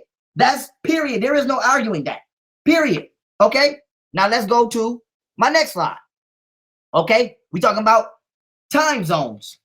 If the earth was flat, there would be no such thing as time zones. Do you know why California is three hours behind New York? Because light has to bend around curvature to touch that landmass. And so with that being said, time zones are created by light shining on different points of a spherical object. If it was a flat earth, okay, let's go back to a map of a flat earth. We know for a fact that it's a different time zone in South America than it is in Africa. But according to the flat earth, if the sun is right here, they should both be on the same time. And so the flat earth map, like I said, is Photoshop, is full of shit. The fucking continents are not the right size. I clearly just showed the sun outside the atmosphere. And we understand also that time zones wouldn't exist. And so how much more time I got? Okay, I got 6 minutes and 54 seconds. Let's ride. And so with that being said, we clearly see, okay, the non-validity of the motherfucking flat earth map. And so where's my slide at? Damn, I'm mad as fuck. I just lost this slide, man. God damn, I'm mad as hell. I just lost this slide. And so with that being said, we clearly see, okay, the validity of the goddamn or the non-validity of the flat earth. And so, oh, here we go, right here. And so what did I say? When we talking about scientific rules and standards, models are created and tested against observations. If a model cannot explain all observations and experiments, you must either modify the model until it can scientifically verify observation, or it must be fucking discarded. It must be discarded, period. And so now, why is this important? The only way that flat earth motherfucking model can be modified to substantiate what we're experiencing every day is if you take the sun outside that bitch. If y'all keep trying to keep that sun in here with us, you're done. Now let me prove another point of some notes I took. Okay? Because a lot of people are saying there's a dome. That drone just went all the way out of space. It didn't hit no dome. So where the fuck is niggas getting the dome from? Now niggas keep saying that the Bible is talking about a firmament. Now what people fail to realize is that there was a mistranslation in the Bible. Now Genesis chapter 1 verse 1 states in English, it says this: in the beginning, God created the heavens and the earth. But you forgot that motherfucking before it was translated to English, it came through Latin and then it came through Hebrew. Latin came through the Hebrew. And in Hebrew, it said in the beginning, Elohim created the Shemayim and the earth. Now, what is Shemayim? Sky. It didn't say heavens. White people put heavens in there. It said it the fucking sky.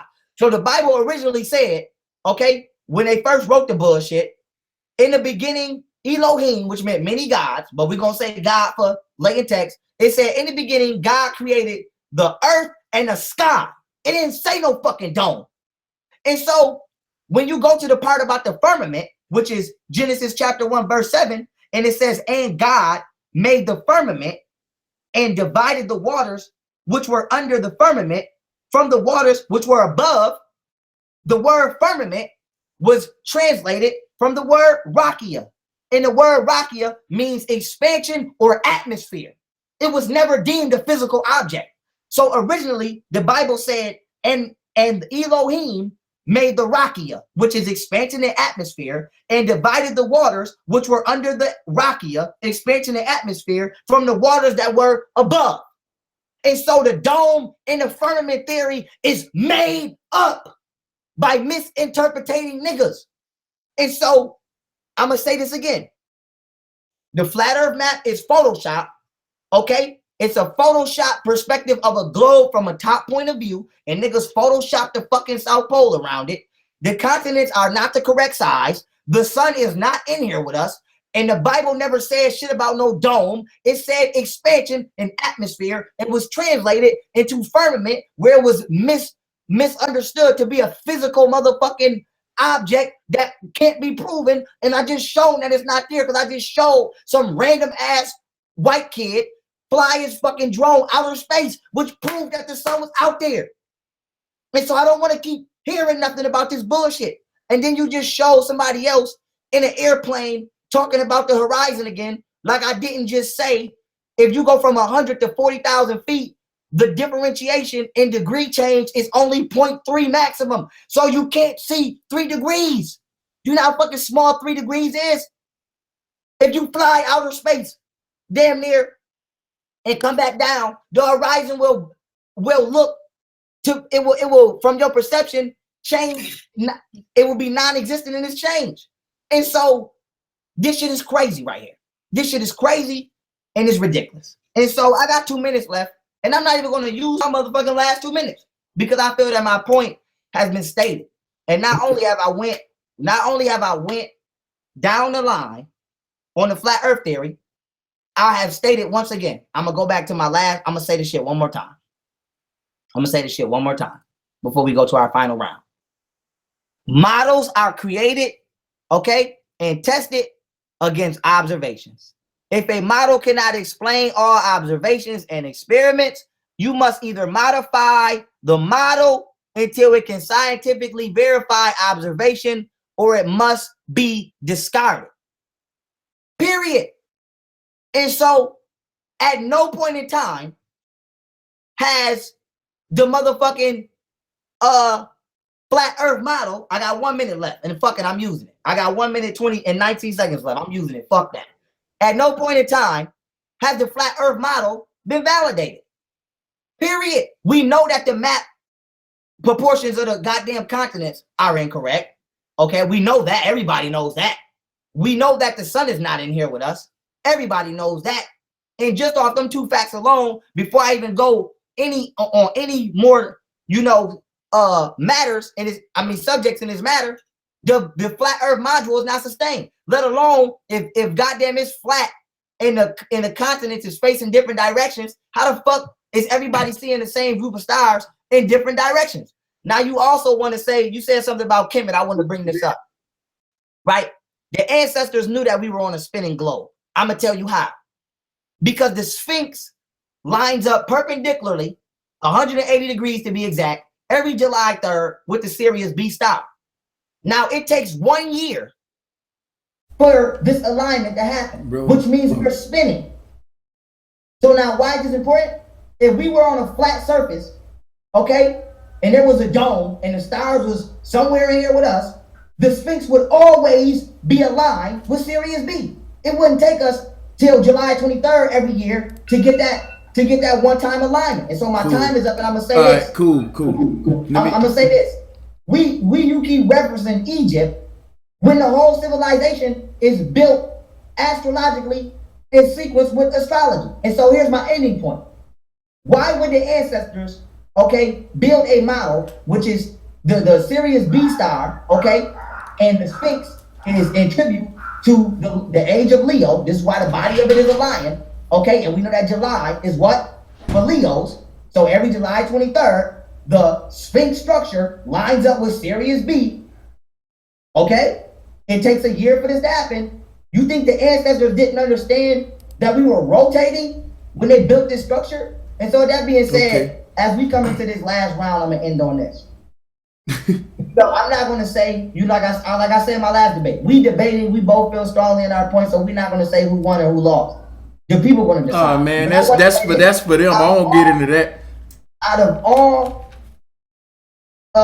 matters presented, the scientific module, being the flat earth, has not been fully proven or compensated. Can I go ahead and wrap this up with you? And so with that being said, we're going into our last round. We're going to wrap this up, period.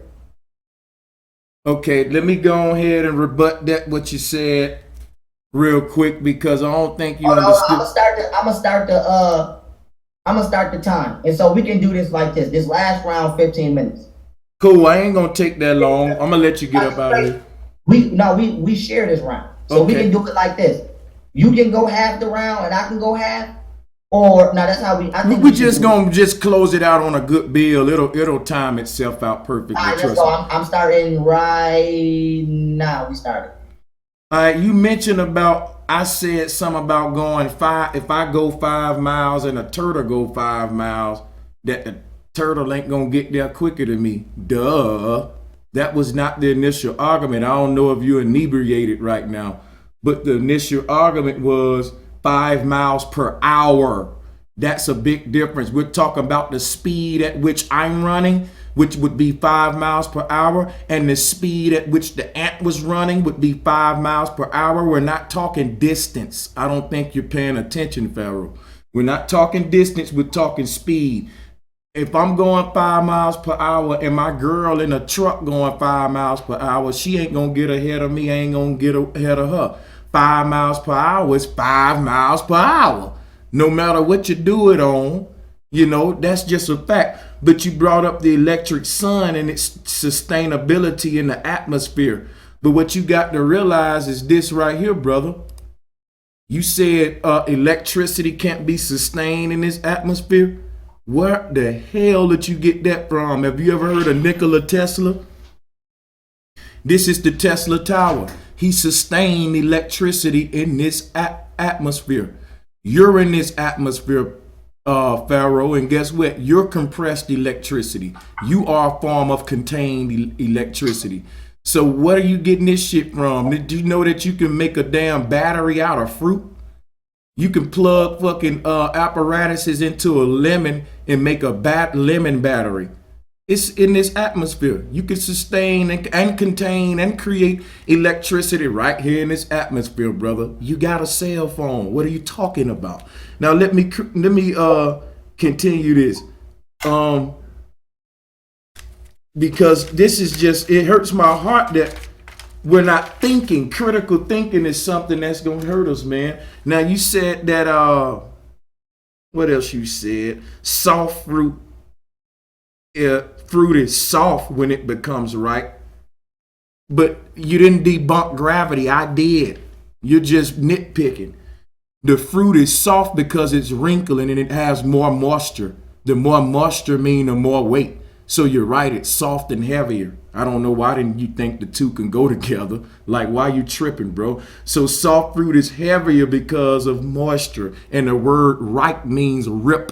Ripe is ripped because it rips from the tree when it's ripe. I'm giving you etymology as well. So you talk about the firmament, you need to know that the word ment is there dealing with the mental. It's the firm of Iman. The mental is the dome. The head that seals your body together, as above, so below. The earth is made the same way.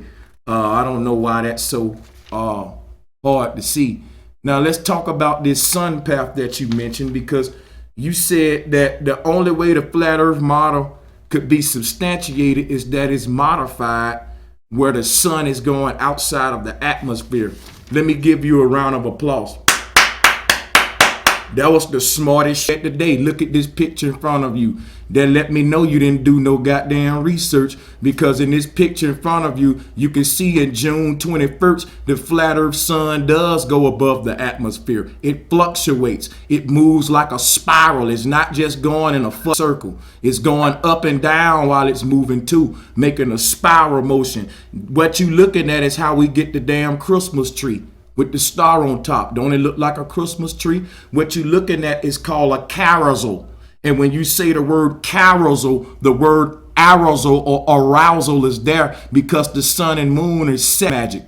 This is sun and moon is masculine, feminine. This is sex. So this forms a carousel or obelisk, which is an erected phallus. And the sun climaxes on June 21st. And then it ascends down a pole like the firemen do. They show you this all around. So if you look at this, that right there is a nail in a coffin for you, because I just did what you told me to do. You said the only way I can substantiate it if I show you on a flat earth model where the sun going above the atmosphere. See your tunnel vision, young bro. It can go above the atmosphere, under the atmosphere, within the atmosphere. Why globalists gotta limit shit? Flat earth does have a globular concept. So when you bring up all that shit about all natural shit hold the shape of a globe, when you do all that right there, guess what? Let me tell you right now. When you do all, hold on, I got background on. When you do all that talk about worshiping the globular aspect, just realize this, right? Let me show you this. I'm gonna be brief. All right, remember this. With the flat earth model, we do have a globular concept. That's what you're missing. In flat earth, I teach that the earth is a plane and that the cosmos is a globe. And that's why it's called an atmosphere. But the earth is a plane or a plane enclosed in a net. The earth is a plane enclosed in a net. The word net is nut. So planet. All right.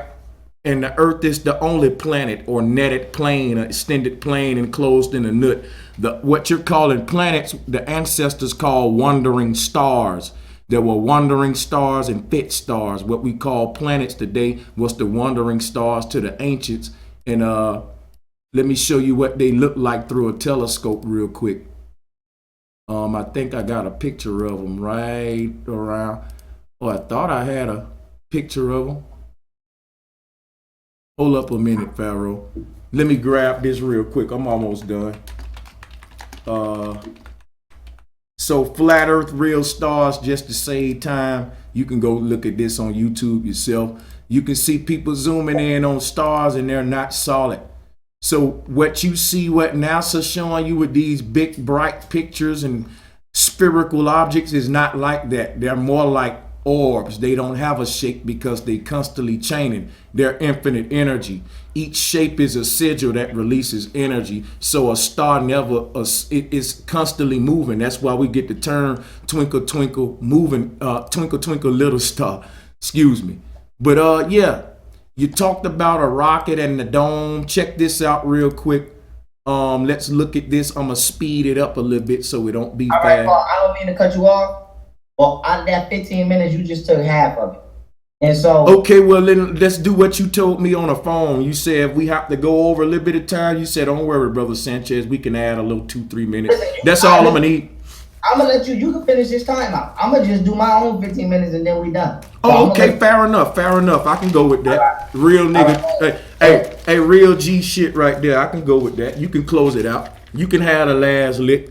I just want to give some to the followers out there to take home with them. You talked about the Elohim being some kind of gods. That's pseudoscience. Elohim is just plural for elements. The 4 elements are the 4 extensions of the Most High that it created to manipulate this reality, just like you use your 4 extensions to manipulate the reality. So Elohim is plural for elements. And when you talk about the firmament, just remember the word firmament means agreement. And in ancient culture, it was called the covenant, which is another word for saying covering.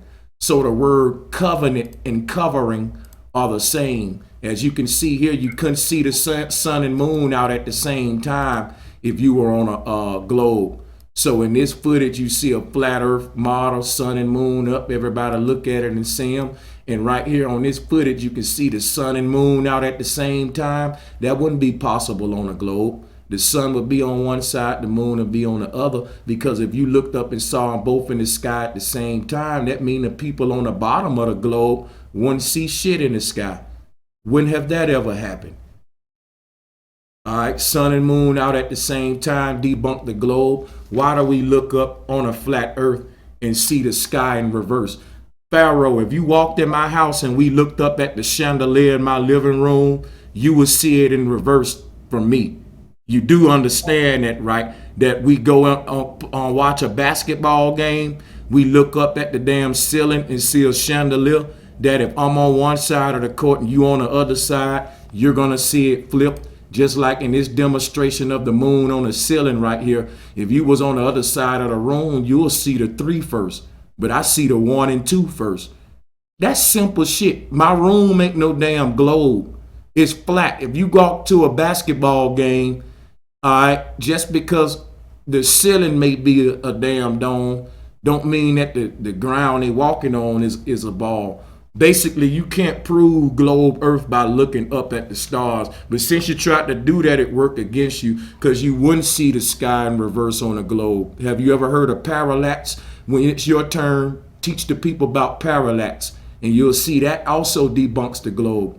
So I answered your questions. How do we see the sky in reverse? It's fucking simple. The same reason me and my son see our chandelier in reverse when I'm on the opposite side of it in the room. It ain't got shit to do with no mysterious force called gravity and all this pseudoscience. So just remember what I said. And when we talk about the firmament, the Van Allen belt is what your scientists call the firmament. So let's take a look at this video so we can see a rocket hitting the firmament right now. Check it out. As the civilian space exploration team is to be the first Let's fast forward.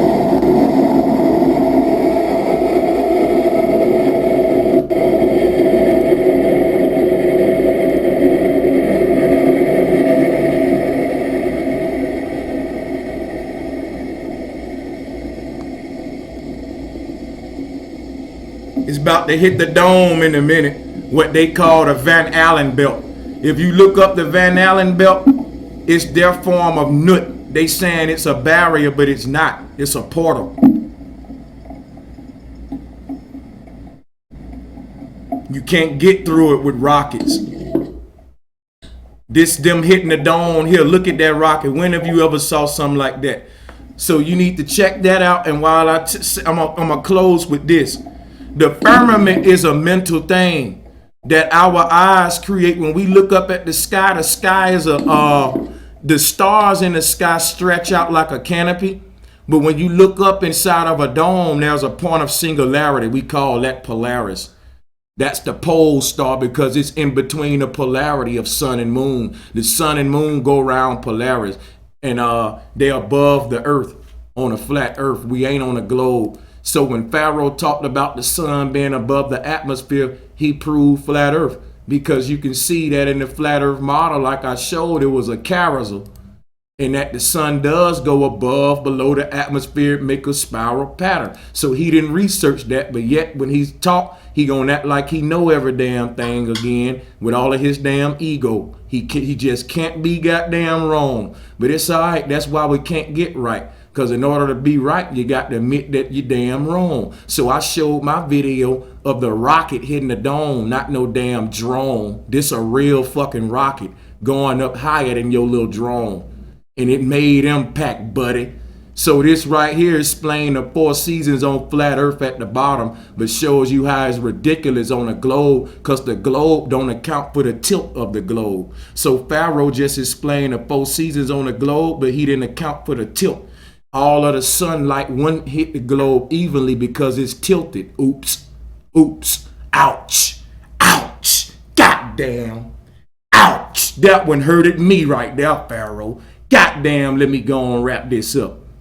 You said that the moon is solid, but you can see the black sky through it on this picture. You can see the blue sky through it on this picture. The moon can't be landed upon. Science ain't shit you got to believe in. So why you believe in the moon missions if you don't go? I keep telling your young ass that believing a scientist don't make you a scientist. It make your young ass a believer. Science and scientism is 2 different things. I'm doing science right now with natural observation. You're just quoting goddamn big-headed motherfuckers in a suit who think they smart, who fooling your ass and taking $60 million a day from your children while you here defending the crooks. And you're getting caught up in the crossfire, but you did it to your damn self for going up against an old king, young Pharaoh. All right? So much love to you, and I did this all with respect to humble you, because the problem we got in these communities is ego. And you know I ain't got an ego problem, because I ain't got no problem being laughed at for being called a flat earther. I got the facts to support it, no matter how much you deny them. So all the shit I done today, to the diligent heart and person really seeking the truth, they gonna go play this back and they gonna hear my voice. It's gonna resonate with them. You can go ahead and close out and do whatever you want to do at this point. But after you finish, just let me get about 2 minutes to say my piece to you and the viewers out there, young Pharaoh. Yeah, of course. We're going to end it, right? Go ahead, my brother. You good. All right. Now I want to say this, family. You know, because before I hit my timer, you know, I want to ask Sanchez, because you showed a video of that rocket. That rocket is very interesting. So I just want to ask you, off the head now, do you know what year and what location that video was shot? Yes, no?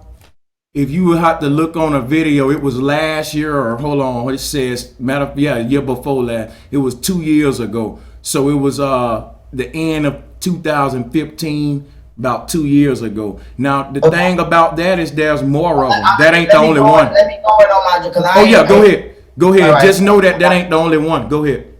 Okay, now I'm starting my timer so everybody can see. Boom, we started. Now, what I want to say about that rocket video is the date on that video that he reviewed is not the correct date that rocket launch took place. And so he's talking about doing research.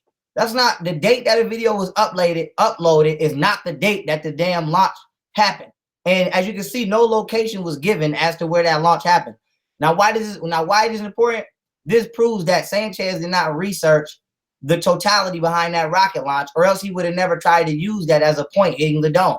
Now, I also explained this in my flat Earth theory presentation that you didn't see. And so what Sanchez just actually showed y'all is called the yo-yo Despin mechanism. And that launch happened in 2014 in Taiwan. Now, I'm actually pulling up the real YouTube video so y'all can see it. Okay? You see development of the yo-yo despin mechanism. You see the same launch right here. You see the device, okay? And what this device does, okay? I'm going to play it a little bit. All right? All right? Well, it's going to be too long. I'm not playing. I'm not wasting my time on that. But go look this video up. And as you can see, here's the rocket at the end. And there's the fucking parachute. It didn't hit no fucking dome. What are you talking about? And so niggas just be watching fucking YouTube, okay? And don't even know what the fuck they talking about. Now he also, oh, let me check that off because that's done. All right, check. Next point he made. The man said electricity can be sustained by the atmosphere. And he said that Tesla towers prove that. Our bodies prove that. And cell phones prove that. How much time I got left? 13 minutes. That's not true because Tesla towers conducted electricity. The atmosphere did not conduct electricity. Our bodies conduct electricity through our nervous system. The atmosphere does not conduct electricity. The cell phone conducts electricity. Cell phone towers help navigate electromagnetic signals. And so everything that you name still did not prove that the atmosphere conducts electricity because it don't. And then the man showed another slide. Okay, let me go back to the shit. The man showed another slide of the sun going up and down. Okay? He showed another slide of the sun going up and down. Now let me go here. Okay? So he said the sun exits the atmosphere. Now anybody who exits the fucking atmosphere goes outer space. And so here's a clear, once again, from that drone video, okay, of the white boy with the drone, of the sun outer space. And so here's the question. Are you telling me that this motherfucking sun goes outer space and comes back in the atmosphere, then goes outer space and comes back in the atmosphere? Is that what the fuck we're saying? And then if there's a dome up there, how the fuck is the sun passing in and out of the goddamn dome? Period. Okay, now let me make another point. Now. Hold on, where I'm at. Okay, he said I didn't account for the tilt. He said I didn't account for the tilt of the earth. Yes, I did account for the tilt of the earth when I brought up Alaska being dark for 67 days. And I also accounted for the tilt of the earth from a spherical disposition. You didn't account for the tilt of the earth and Alaska being dark on a flat earth. And so let's get that understood. Now, here's the next point I want to make. Let me go to my motherfucking photo. Here we go. Okay. The man said that the sun goes up and down, okay, out of the atmosphere. But my question is, at what point in time does this motherfucker go underneath the earth if it's flat? I'm going to tell you that. I'm going to say it again. Here's a model of the flat earth. There's the sunrise. If the sun never actually goes underneath the flat earth, how the fuck are you able to observe a sunrise? Huh? I'm going to say it again. How does the sun go from coming from underneath the horizon all the way up in the sky if on a flat earth model, the motherfucker never goes underneath the earth? Okay, now when we're talking about the sun traveling away from you, things that travel away from you get smaller in the distance. And so with that being said, the sun never changes its size. And since if the sun never changes its size, that means it never travels away from you or it never travels towards you. Here's a look on the left. Look at this diagram. If this was a car and you was watching it drive down the street, it would get smaller and smaller and smaller and smaller and smaller and smaller as it went away. Have you ever seen the fucking sun get smaller? No. Have you ever seen the moon get smaller? No. Do you know why the moon looks like it's coming from underneath the horizon? Because you're looking at it from outside the atmosphere. Okay? And so with that being said, you know, you talking about ego and things like that. I'm going to tell you how I'm not in my ego. I'm coming with science and he's coming with ego. The man is talking about moon missions and all kind of shit I never brought up. And so how are you accrediting me to NASA and Tesla and believing in the moon missions, I never brought that up. And so who are you debating here? Are you debating points that I'm bringing up? Or are you here trying to prove a point and refute the other shit you've heard watching YouTube? See, when we're talking about ego, I've been dismantling this motherfucking flat earth module from the get-go. Everything that he said, I wrote it down and responded to it. Watch this video back. He hasn't responded to shit. I didn't hear him say nothing about that guy. You ain't hear him say shit about that goddamn sun being outer space. You ain't hear nothing about that. Okay? And so that being said, you know, we talking about research here. And I'm sick of niggas keep talking about some motherfucking the white man's research. 1 + 1 is 2. That's not white man's research. It don't matter who's in power. If you go to another planet, 1 + 1 is 2. Science is fucking science. The evolution theory is the white man's science and research. That's why it's called a theory. The flat earth theory is the white man's research and science. Why it's called a theory, okay? The Bible, all of that shit is theoretical. Shit that you can prove to yourself is not theoretical. Go get a fucking telescope like I got. I wish I should have carried that bitch up here and set that fucking telescope in front of this camera. And go look at the moon and go look at Jupiter. It's a sphere. That's not fucking white man science. I'm a fucking, let me pull it up again. Let me pull it up again. Let me pull it up again.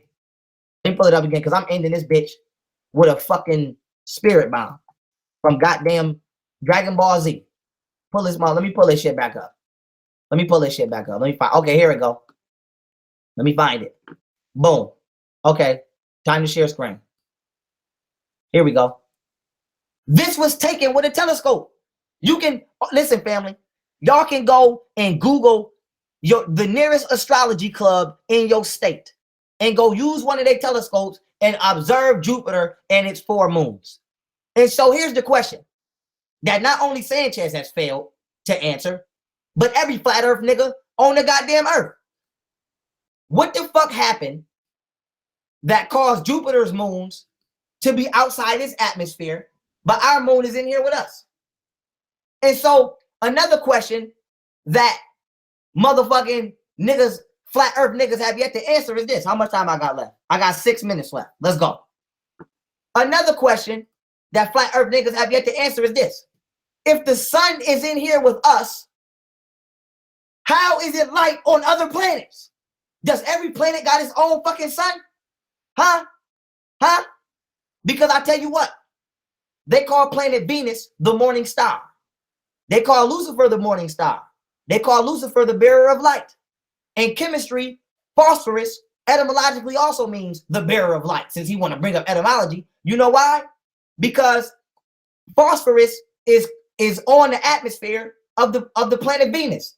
Okay, and once struck by light, it appears to glow like a star. And so, what is striking the planet Venus with light if the sun is in here with us? Is you telling me that the sun is so powerful it's pushing outside of our fucking atmosphere and touching all other planets? Goddamn, I'm spitting like a motherfucker. And so what the fuck is y'all niggas talking about, man? The flat earth motherfucking theory, module, model belongs nowhere but the motherfucking garbage. Straight up. Straight up. And so niggas can get on here and talk all that. I'm the king and ego shit. I don't gotta come on this bitch with no ego. I do self-observatory motherfucking research. Just like you showed that motherfucking picture of a nigga flying on a plane.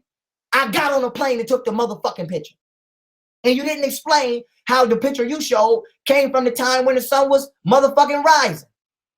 So you half-assed it. Just like you tried to show that motherfucking video of that rocket hitting that imaginary motherfucking dome, and you didn't do the full research on that, and you half-assed it. And so I'm not playing with no motherfucking information, because we talking about the minds of motherfucking children that gotta develop according to this understanding. And you're not about to sit here and tell these motherfucking children that we can clearly see the sun outside, but because niggas got on YouTube and got massaged by a motherfucker who copyrighted the flat earth map in the 1800s and told you that he got it from his understanding of the Bible, and now you trying to blame it on motherfucking ancient civilizations who had nothing to do with that the earth was flat. I ain't going for that. And so with that being said, family, Why I'm ending my shit. Fuck the rest of my time. Because I'm tired and I gotta get ready to go to LA. Yeah, I know you got to get up out of here. So I'ma just let me end my shit. Let me end my shit. Cause it's over. We ending our, we gonna No say doubt. our due diligence and we out. so So that being you gonna said, bounce. so that being said, family, watch this video, do your motherfucking research, They can hear and you decide No, what the stop. fuck It's going is good, the best man. understanding for I don't you. want that energy. And you Fuck him. decide Let him do what that. the fuck you I've been can keeping my shit and good. cannot prove to your goddamn self. And so with that being said, family, I want to thank y'all for participating. I want to thank Brother Sanchez for participating. And as I said, debates, is not meant to destroy each other. I don't. No doubt. Let me. Hold on, I'm ending my statement. I'm gonna let you close. Let me end my statement because when what I'm saying, I'm not gonna do you how you did me and say I'm cutting you off or none of that. Let me end my statement positively. Yeah. Oh, no doubt. Go ahead. And so that being said, debates is not meant to tear each other down. You know what I'm saying? You didn't hear me, throwing no shots or nothing like that. We here to dispute the information. And so with that being said, family, you decide for yourself who was the truth. I'm going to end on a positive note. I'm going to let Brother Sanchez end on a positive note, and then we're gone. And what I'm going to do is I'm going to take this video down. I'm going to composite all 3 chapters of this debate, and this video will be up before the night is out because I'm not going to sleep because I got to get ready, to do what I do in Cali, the Black Woman is God lecture. I'm going to send you. Hosted by Goddess K. Cola. Shout out to that goddess. I'm going to put the link to that in the description if you want to get the live stream, family. And so with that being said, family, I love y'all. Once again, thank y'all for participating on both sides, whether you're a Flat Earth subscriber, a Globe Earth subscriber, continue to, it's positive. I'm not mad at nobody trying to learn. I don't give a fuck what road you going down. Because we could be out here doing all kind of wicked shit. And so this is healthy. Don't let nobody try to flex and finesse y'all to think that this is not healthy. But with that being said, family, I just want to thank all parties involved. Thank Brother Sanchez for coming on the channel and participating in this debate. Thank the family. I'm gonna let the Brother Sanchez close out. And we're concluding. We are concluding this event. And with that being said, I love y'all. Peace. Hey, brother, we love you too. I'm gonna say this and be quick, man, because I know I got only about 5 minutes. So let me just say this because I want to close out on a positive note. But a lot of the things you saying, brother, I already explained in detail. I don't think you really researched enough for the flat earth debate.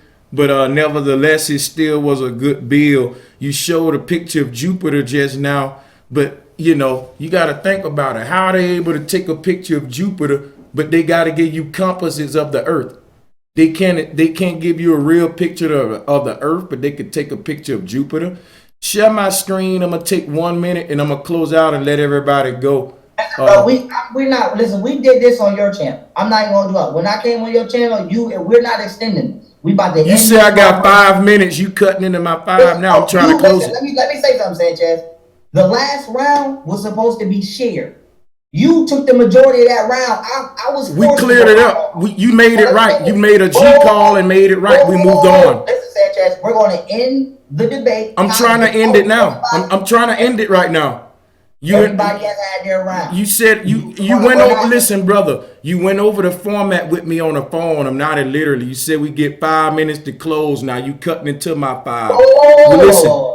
Yeah, don't tell me what I said. Yeah, you said we're gonna have a closing. So what I'm saying is I'm trying to close out. We're not still debating. The debate is over, Sanchez. Brother, I'm closing.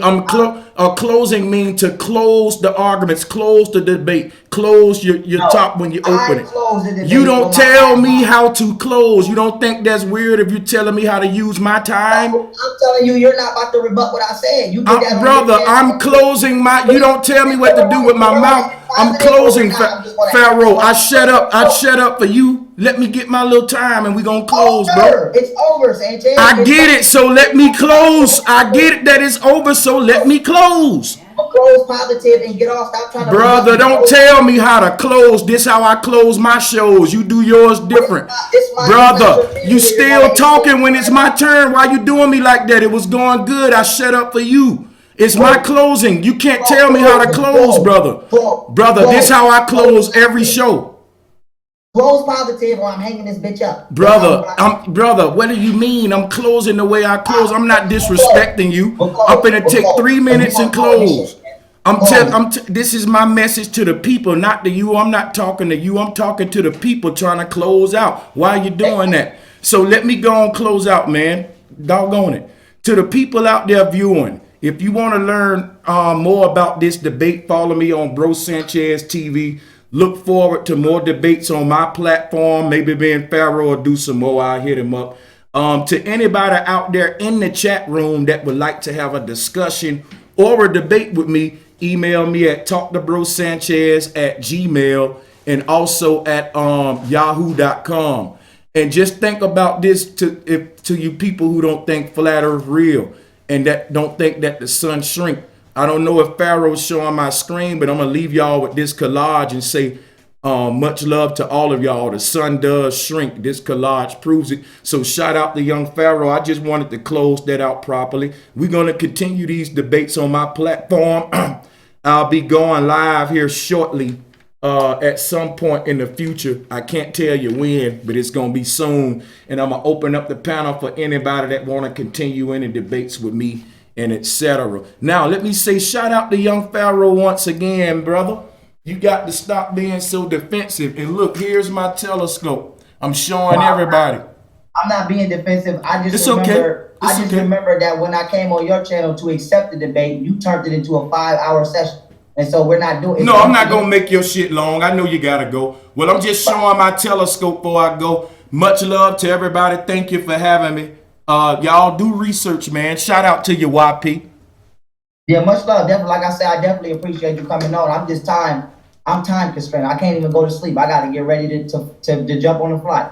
And so that being said, family, once again, we definitely appreciate y'all for participating. We definitely appreciate y'all for being involved. And I'm snatching this video down, but it won't be down permanently, and it'll all be up in its entirety, so you can watch it all the way through. And with that being said, family, y'all know I love y'all. Continue to motherfucking, rise and support. Shout out to everybody from this platform that came over and spectated. Much love to you as well. Family, y'all know how I do. I'm on my way to Cali, like I said. The Black Woman is God presentation.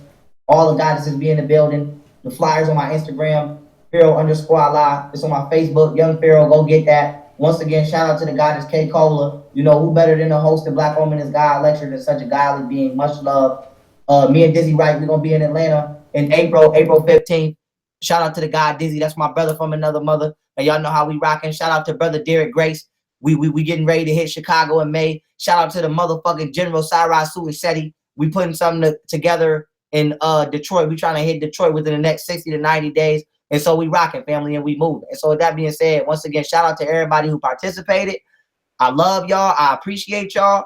And continue to do what is best for you, because you have an individual life that you are responsible for. And with that being said, I love y'all. Peace.